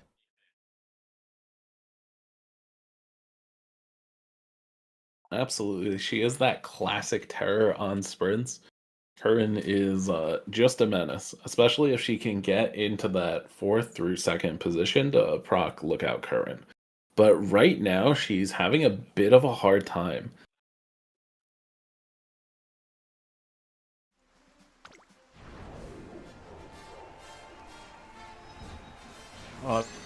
Can I sit this one out for a little bit? I'm lagging, so All right, I'll do this with Oh, JJ. no, I'm back. Oh, I'm back. good? I'm back. Okay, sorry. you do it with I'm back. JJ. Go. Okay. Yeah. You know, something that's really interesting Sorry. about this map is that determined descent is actually a valid acceleration to get into a good position. Obviously, you risk getting PDM, but you know, it's just a funny little quirk of maps where they start on a downhill. Yeah, for sure. And it's pretty. I'm pretty sure it's random downhill, right? So, but there's only one downhill in this map, so it could be like your mini groundwork or something, or like your TTL or not TTL, just your mini groundwork. Yeah. And we are seeing TTL come out of actually I think the V Bourbon missed TTL. I didn't see it out of her. And Suzuka looks like she's gonna be fighting for the early lead, but the Smaru is gonna be pushing back. We see that all coming out of our Wedding Groove once again. She's gonna push up, and that's probably going to let her take back the position from Curran. Her and Ballroom Fuji are already pushing into that front pack. Am I lagging? Okay. Anyways, yeah. Did you see that Maru? That Maru was pushing like crazy. Yeah, she's just going for it, and it's a straight Congo line of pace chasers and front runners neck and neck. Professor of Courage, P2P. This Wedding Groove is absolutely just running it down now. She has all these speed skills on the final corner, but Red Maru has created a pretty good lead. Ogre with T-Pulse is not able to catch up, but she does manage to find her way into that 5th slot and trigger T-Pulse and put up a good fight. Yeah, Lovestruck is definitely gonna get some points out of this. They're gonna take the 2 points. They're still down, but they're still not out yet. So hopefully the next few maps will swing them in their favor. Yeah, they're definitely Yeah. keeping this really alive.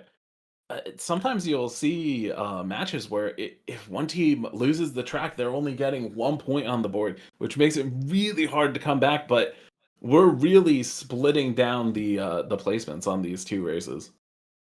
And seeing this race and just these two matches that we saw today, it just really shows the power that is Wedding Air Groove. Like, she is an absolute powerhouse on these mile sprint drafts where you have to fight for that acceleration slot of Budding Blossom. And I think after today, teams are gonna have to reevaluate how they think about sprint miles drafts.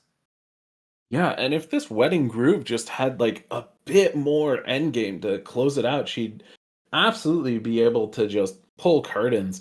Maybe with like Triumphant Pulse Inherit, or maybe if you have this many fronts in a lobby, something like Rudolph Unique could even work, or maybe Aishin Flash as well. Yeah, we do have to consider, this was a little bit of a softer run from Dropleto's Wedding Air Groove. Did not manage to max that speed or power on a sprint for a sprint draft. So, but he did end up getting a lot of really strong mid game skills with that double circle mile corners, with that mile straightaways, with that pace chaser corners, an absolute velocity bomb. And it really goes to show the performance that he's able to come up with, even despite the softer run. And having that distributed SP will definitely impact how things play out. If any of those double circle mile skills were first sprint, maybe he would have had just a little bit more in the tank to close it out there. But it looks like this Wedding Groove is going to almost always be in position based on what I've seen so far. So, going into this next sprint race, it is going to be the Kyoto 1400 Inner. So another sprint race. We are expecting to see kind of a similar performance as the last race. It is another, final corner, late final corner XL. Not exactly in the middle of the final corner, but it's past the final corner second half. So Nishino Unique will be getting that value again. So we're gonna be seeing, who gets that position. Yeah, and keep in mind with the team that reaches 25 points first winning, even a gap that seems as small as 4 points is so important when there are a finite number of races. Absolutely. There are only 20. Yep. There's only 49 points up for grabs. So first to 25 is going to be the winner. I think as long as they keep it consistent, they can possibly they can possibly tie this up, or even retake the lead, or not retake, or even take the lead. All right, I'm gassing this one. I'm taking over. So It's been a while. Oh, okay. All you. My fault. Sorry. Oh, I need one. Turumi, you go. Turumi, your color. Bang. Okay. All right, heading into this first race, we are seeing a strong start out of that Silent Suzuka. Silent Suzuka been pretty quiet, but I've been looking forward to her finally performing. If she were to make it all the way to the final corner in first place, this is a map where she has a lot of room to work with. Activating at any point during the past the immediate part of the final corner, she will have that unrestrained going into the late race. So. We are definitely having a good positioning for that Suzuka. Able to get her unique off pretty soon here. That Wedding Air Groove pushing up. Kurin-Jan also in position for her unique. If she were to pass one more person, she will get that hashtag look at Kurin, an excellent acceleration skill going into the late race. Looking to find that overtake right as we head into the final leg. Unable to get the pass, it looks like, but is still very competitive. Wedding Air Groove on the outside, so far outside. Is there even a lane open for Wedding Air Groove? Just completely boxed out by the current, and that's going to be Oguri Cap with a Triumphant Pulse. We see it so many times. Not enough to catch up to the Silent Suzuka, but enough to get second place. Ballroom Fujikiseki gonna get some points in third. Casino God contributing to the Horse Girls. But first place secured by Lovestruck, and they're going to bounce right back. Yeah, and it's going to be a 1-2 finish, I believe, for Team Lovestruck, and that Suzuka did exactly what I was hoped, even better than what what you can expect, because it was an absolute perfect unrestrained proc. And yeah, even with that late Ogre, getting some acceleration, moving up the pack, getting that Triumph Repulse, was not able to catch, which just shows how strong Suzuka is when she's allowed to be in first place on these maps where unrestrained is just a looming proc. And we are going to be seeing a 4-way tie for co-MVPs here going after that third race. So it is neck and neck, as Jack would say, for these teams.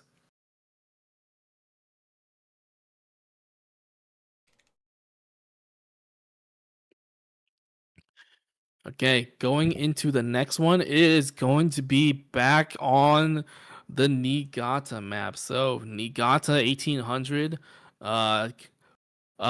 we might be seeing we're gonna be looking forward to that Digiton doing a repeat performance of the first race.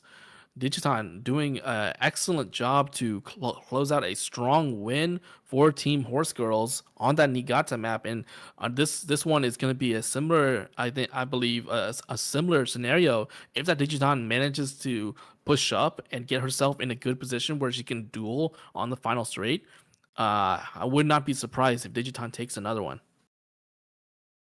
Race number 4 is up next, and we're heading right into it. This one is set in the winter, I believe. We're headed to Niigata 1800 mile. And any big predictions? So going into the Niigata 800 mile, we are definitely all eyes on that Digiton to kind of do a repeat performance of the first race for Team HOGS if they want to climb back up and get the lead back in their hands. This is going to be a straight acceleration map with no corner acceleration, so it doesn't matter for any of these frontrunners. They're not going to be able to excel at all. So all eyes on the backliners. It's going to be whoever duels and have the most speed on the final straight is going to be the winner. All right, JJ, it's me and you for this one. Okay. Let's see. Yeah, so this Ogre has managed to find her way up quite a few times in these maps, despite being so far back as a late surger. Unfortunately, we haven't managed to say the same for the King Halo, but I'm really interested to see if she's going to be able to find a line, because she has that guts, and this is one of those really long straights at the end. So if she's able to duel with 1200 guts, she might actually just be able to run the rest of the map down. But I believe the King Halo is a bit more built for sprints, unfortunately. So she's probably not going to have the best time on this 1800. We'll have to see. Yes, I'm also similarly surprised that this Ogre cap is performing, but maybe I shouldn't be, right? One of the four horse girls of the apocalypse, after all. Over 97% presence in the ladder. And yeah, really shocking to see that presence dropped all the way down from 100%, but I suppose over 97 will have to do. Wait, let me check what it is exactly.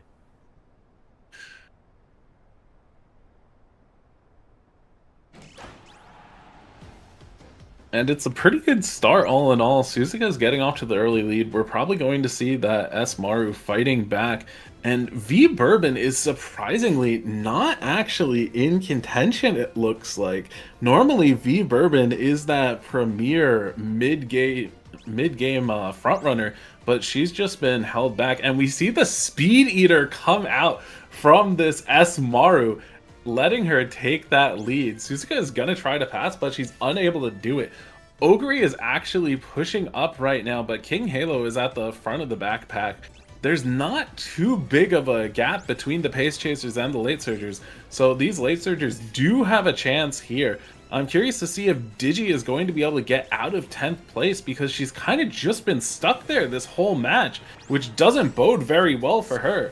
Yeah, it's looking very difficult here. Speed Eater, such a call to make in the room here, saying that, okay, my team is not drafting additional front runners. I will only be hitting the other team on the inside rail melt up with the Karen-chan trying to overtake here, but it's actually going to be the neck and neck. It's Wedding Air Groove shooting to the front of the pack. Marzensky contending, Summer Marzensky contending as well. The backliner's too far behind, and it's looking like Wedding Air Groove has the lead well and truly heading into the final moments of the race. Karen-chan trying to catch up, trying to steal a spot on the podium, but the Marzenskys have it secured, and it's going to be Wedding Air Groove from Dropletto bringing home the win for the Horse Girls. Love to see that, and I really just keep talking about this Wedding Groove because it just looks so good mid-game, and she was finally able to hit that neck and neck and get that Budding Blossom and really just take off. Even without having that cap speed, it doesn't matter. She has that slightly faster speed coefficient than a front runner, so she was just barely able to outrun that S Maru. Wow, neck and neck it was. It was almost picture perfect, just slightly delayed. Budding Blossom really goes to show how strong this unique is when it works. Being able to activate not only on the final corner, but also on the final straight. Yeah, and Wedding Groove is going to have an especially easy time meeting that precondition of Budding Blossom because being challenged for 2 seconds on the side is something she's innately going to do with another pace chaser when her unique goes off in the mid game. She's oftentimes pushing up past multiple spots, so she's easily meeting those 2 seconds as she procs her unique, and then she also procs ramp up to continue the pass.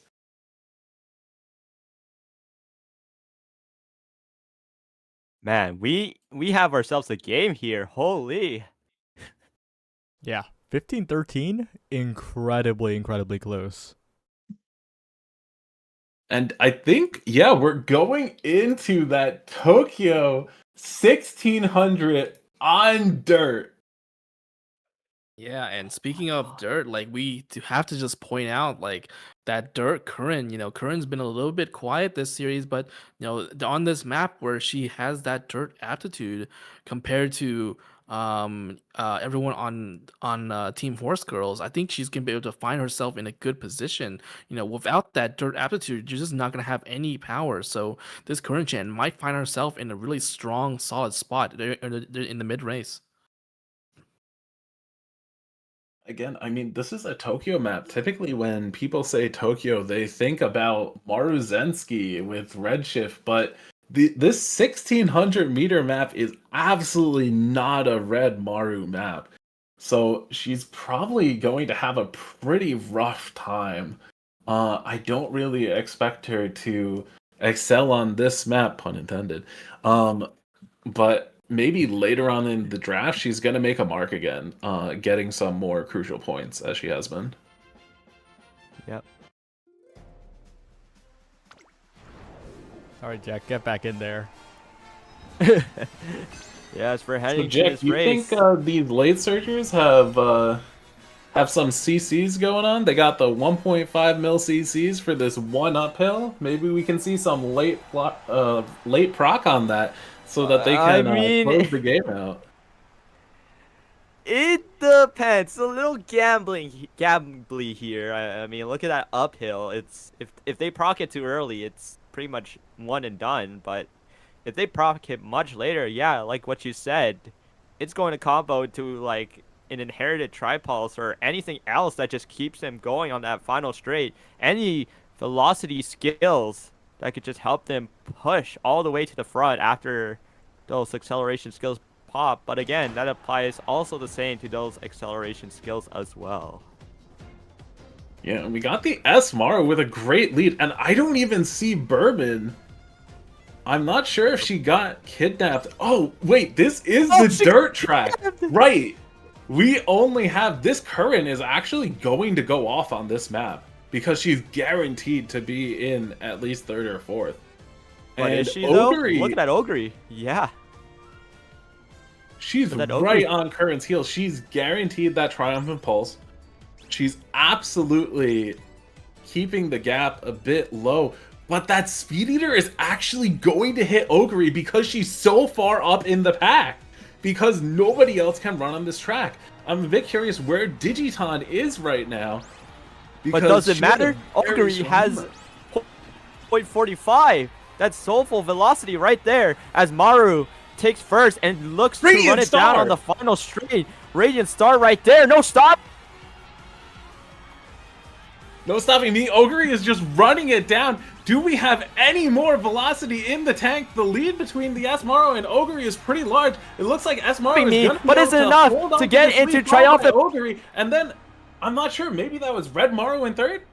Guys, Jack, I think your mic needs to be replaced because it is peaking every time you get excited. Oh, it's your Wi-Fi? Oh, Wi-Fi just cut off all of a sudden. Yeah, thank you, JJ, for taking over.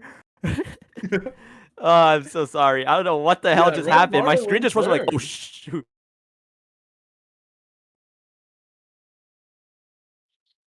You know, JJ, so- you might have to continue. Okay. No, Yeah, I'm back. yeah. I swapped back. I swapped back to my original one. I have to use a backup Jack, one oh, you- because the original one got absolutely cooked. So hopefully it doesn't happen again. But that Marozensky, that Falcon hit, Love Struck does take the lead, and they look to win if they hit a podium right there. Yeah, and our next map, Still we're going to close, be- but yeah, Team Lovestruck is now in the lead. Yeah, and the next map, we're still going to be on Tokyo, this time on turf at 1800. This map is just a little bit different. It's only 200 more meters, but does make a teeny bit of a difference. Red shift again is not going to be valid even on Red Maru here. We're really just looking at the butting and shooting for victory as primary excels. Obviously, neck and neck is a great option as well.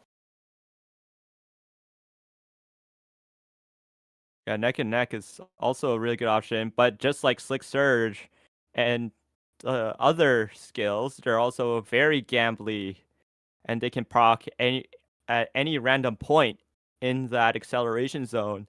So if it procs way too late, well, you're pretty much cooked. But if it procs early and you're just right beside the front runners, then you're definitely going to take that win.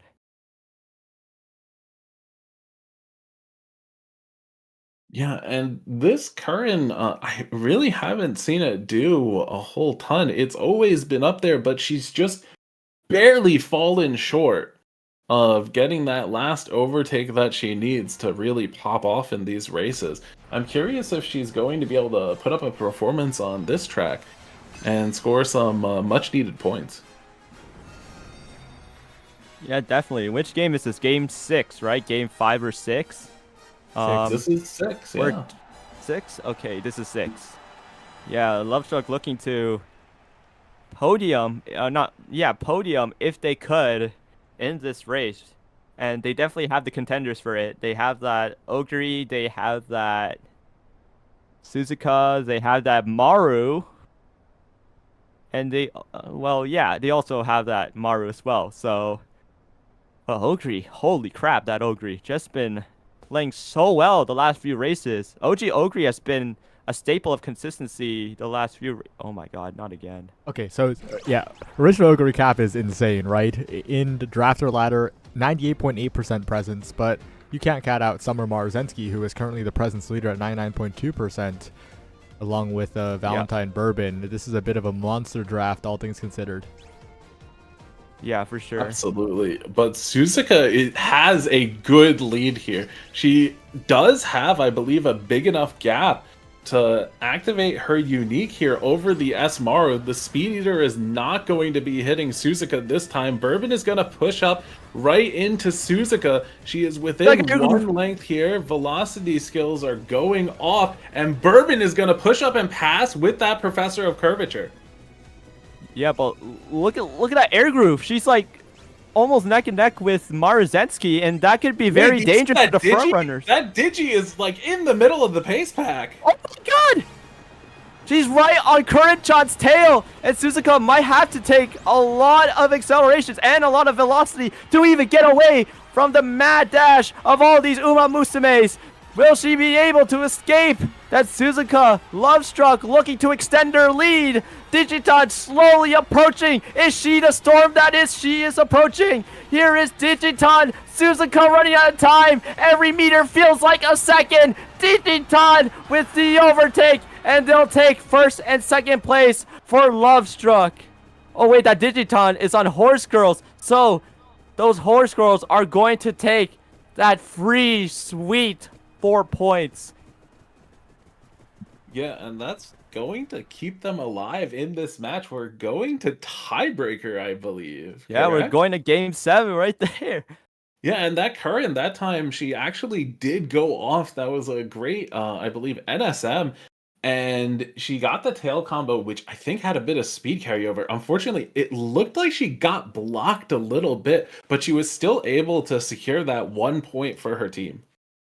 Yeah, just one win away for Yeah, Lovestruck still. But they could just bottle it instantly if those Umas just don't just wit check all their mid game and all their excels.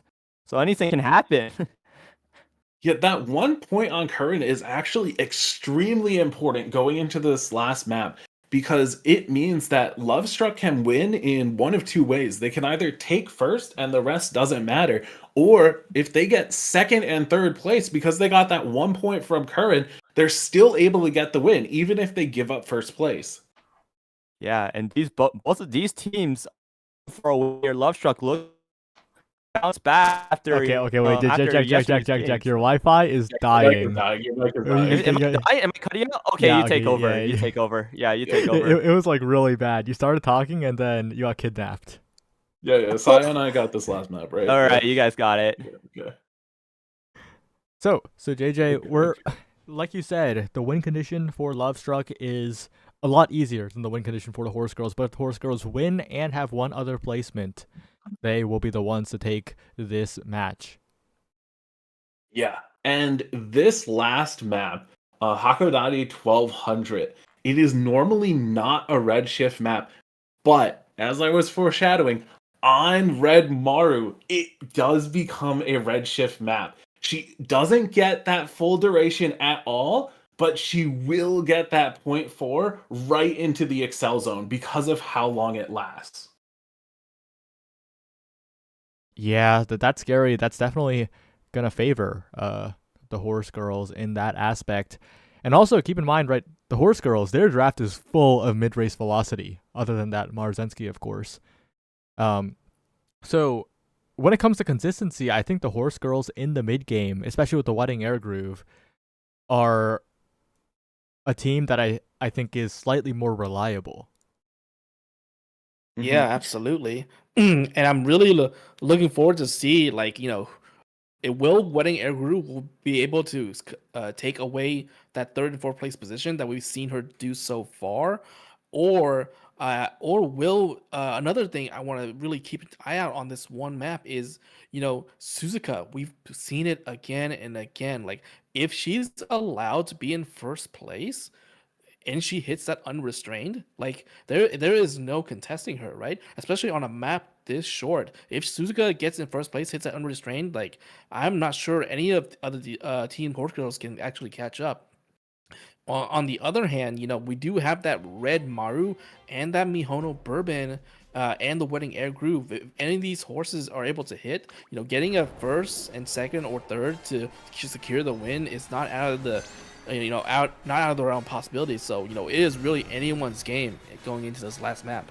And importantly, this is going to be a sprint map. So that Speed Eater that's really slowed the other team down, it's not in play here.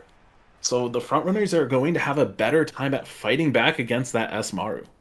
My eyes are firmly on that Suzuka, like we mentioned. In the very first gate, in the very inner rail, that is where you want to be as a frontrunner. That is where you want to be in a spot to win with unrestrained. And we'll see if that is indeed the case.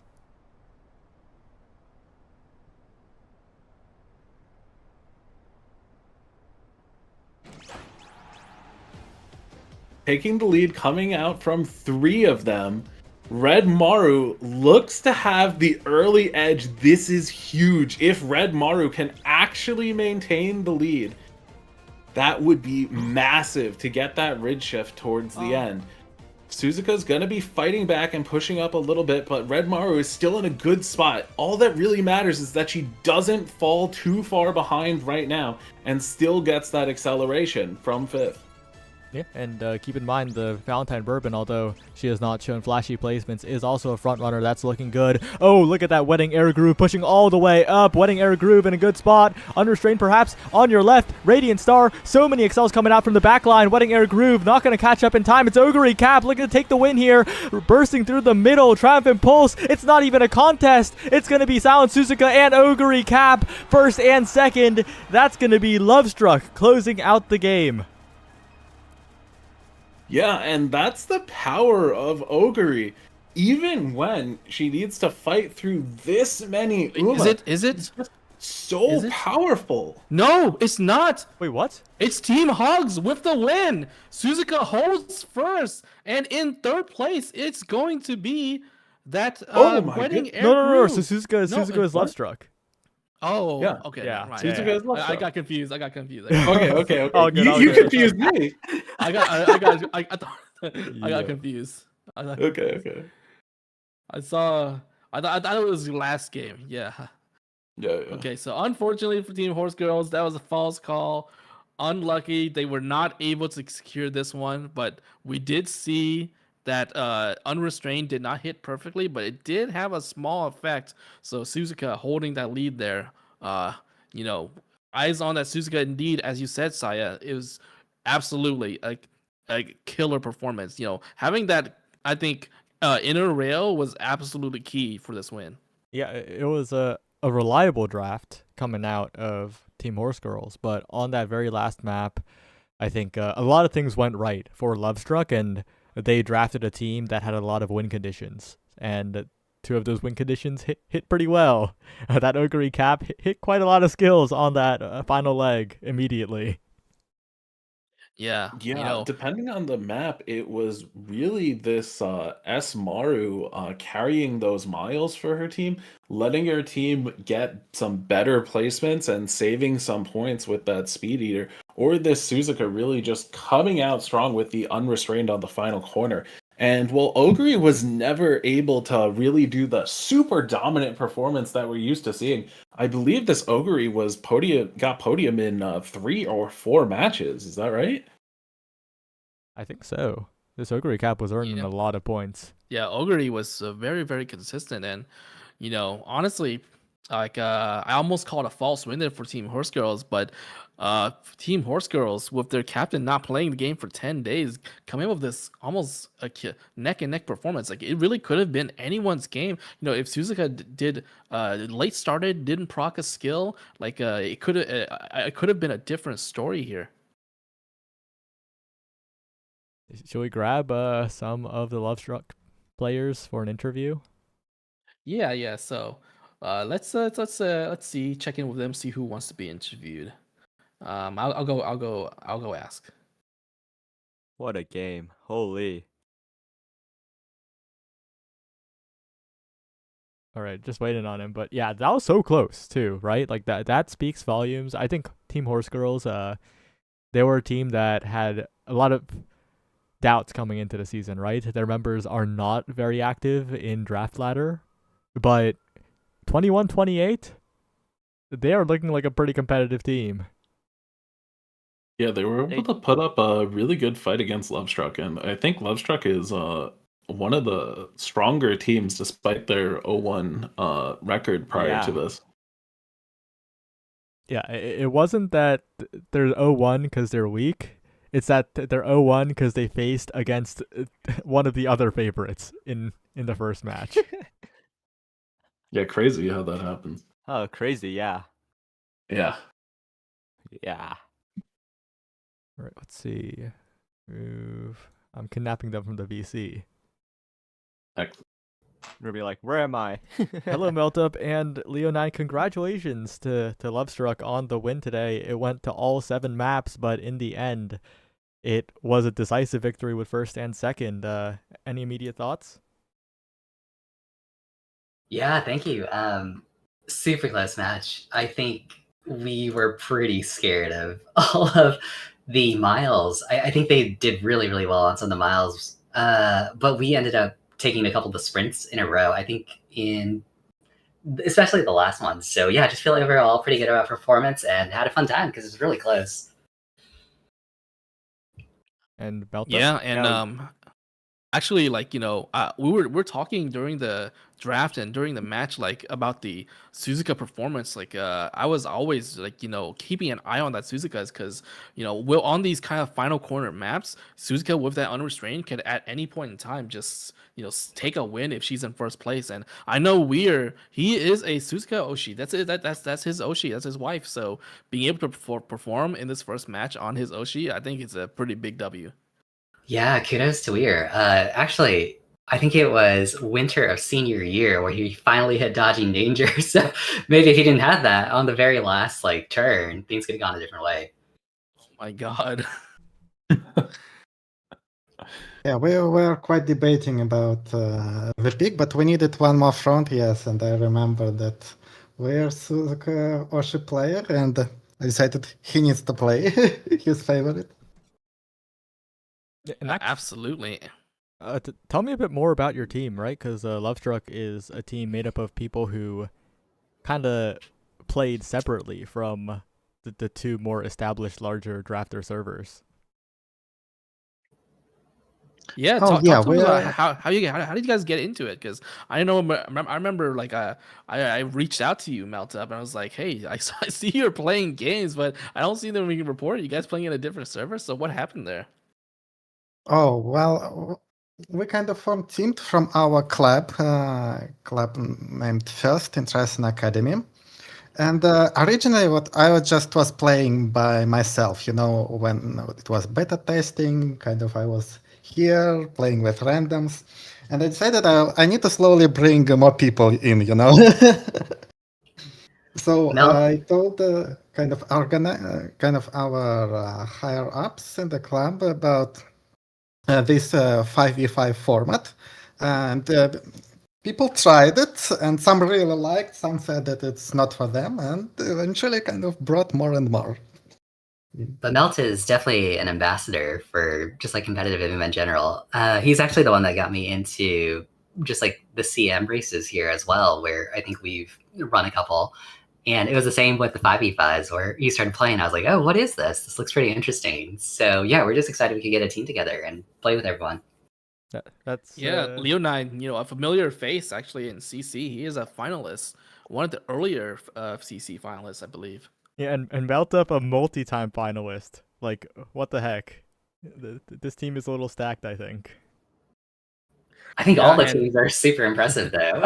We're still trying to get our legs with some of the 5v5 something to stuff. point out is but despite you guys kind of starting a little bit later, with Meltup kind of getting your team together, and I only really started noticing your guys' matches with Weir and Tan, Falcon Hit. These guys, I've only seen them started playing within the last 1 or 2 weeks, and they've been Ishimori especially, and they've been rapidly climbing the ladder. I think Ishimori was he might still be in the top 10. He was in the top 3 at some point on the ladder. Yeah, I think some of our friends are definitely grinders. So we have Ishii, Sky, and Weir, and I think they're all in the top 10 as of right now. So they're super, super into it. One of the things that we need to work on, though, I think, is some more late and end drafts. We don't play that many late and ends. I think we are a front and pace lover club. So we're going to be working on that going into the future. Awesome.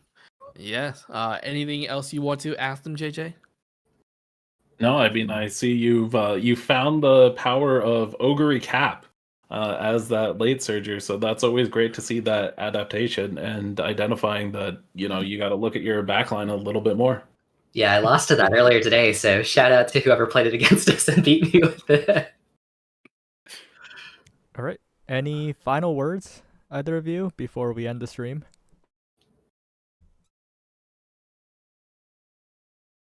Any shout-outs that you would like to give? Maybe your club members or anyone? Melt, I talked a lot. Anything from you? Sure. Well, shout out to our club leader, Ka, who really helped to organize and bring people together in a team. And I hope we'll see people in the finals. Kind of, we are going for the win. Awesome. Good job, guys, and congratulations on your win. Yeah, and with that, thanks everyone for watching today. Yesterday we piggybacked off of Nassel Omega Strikers. Today we piggybacked off of absolutely nothing, and we got like 70 to 80 average viewers for UmaDraft, a completely made up format, Terumi's Wild Ride. So thank you everyone for stopping by, and see you in the future for more of this. Bye, everyone. Good night. Bye.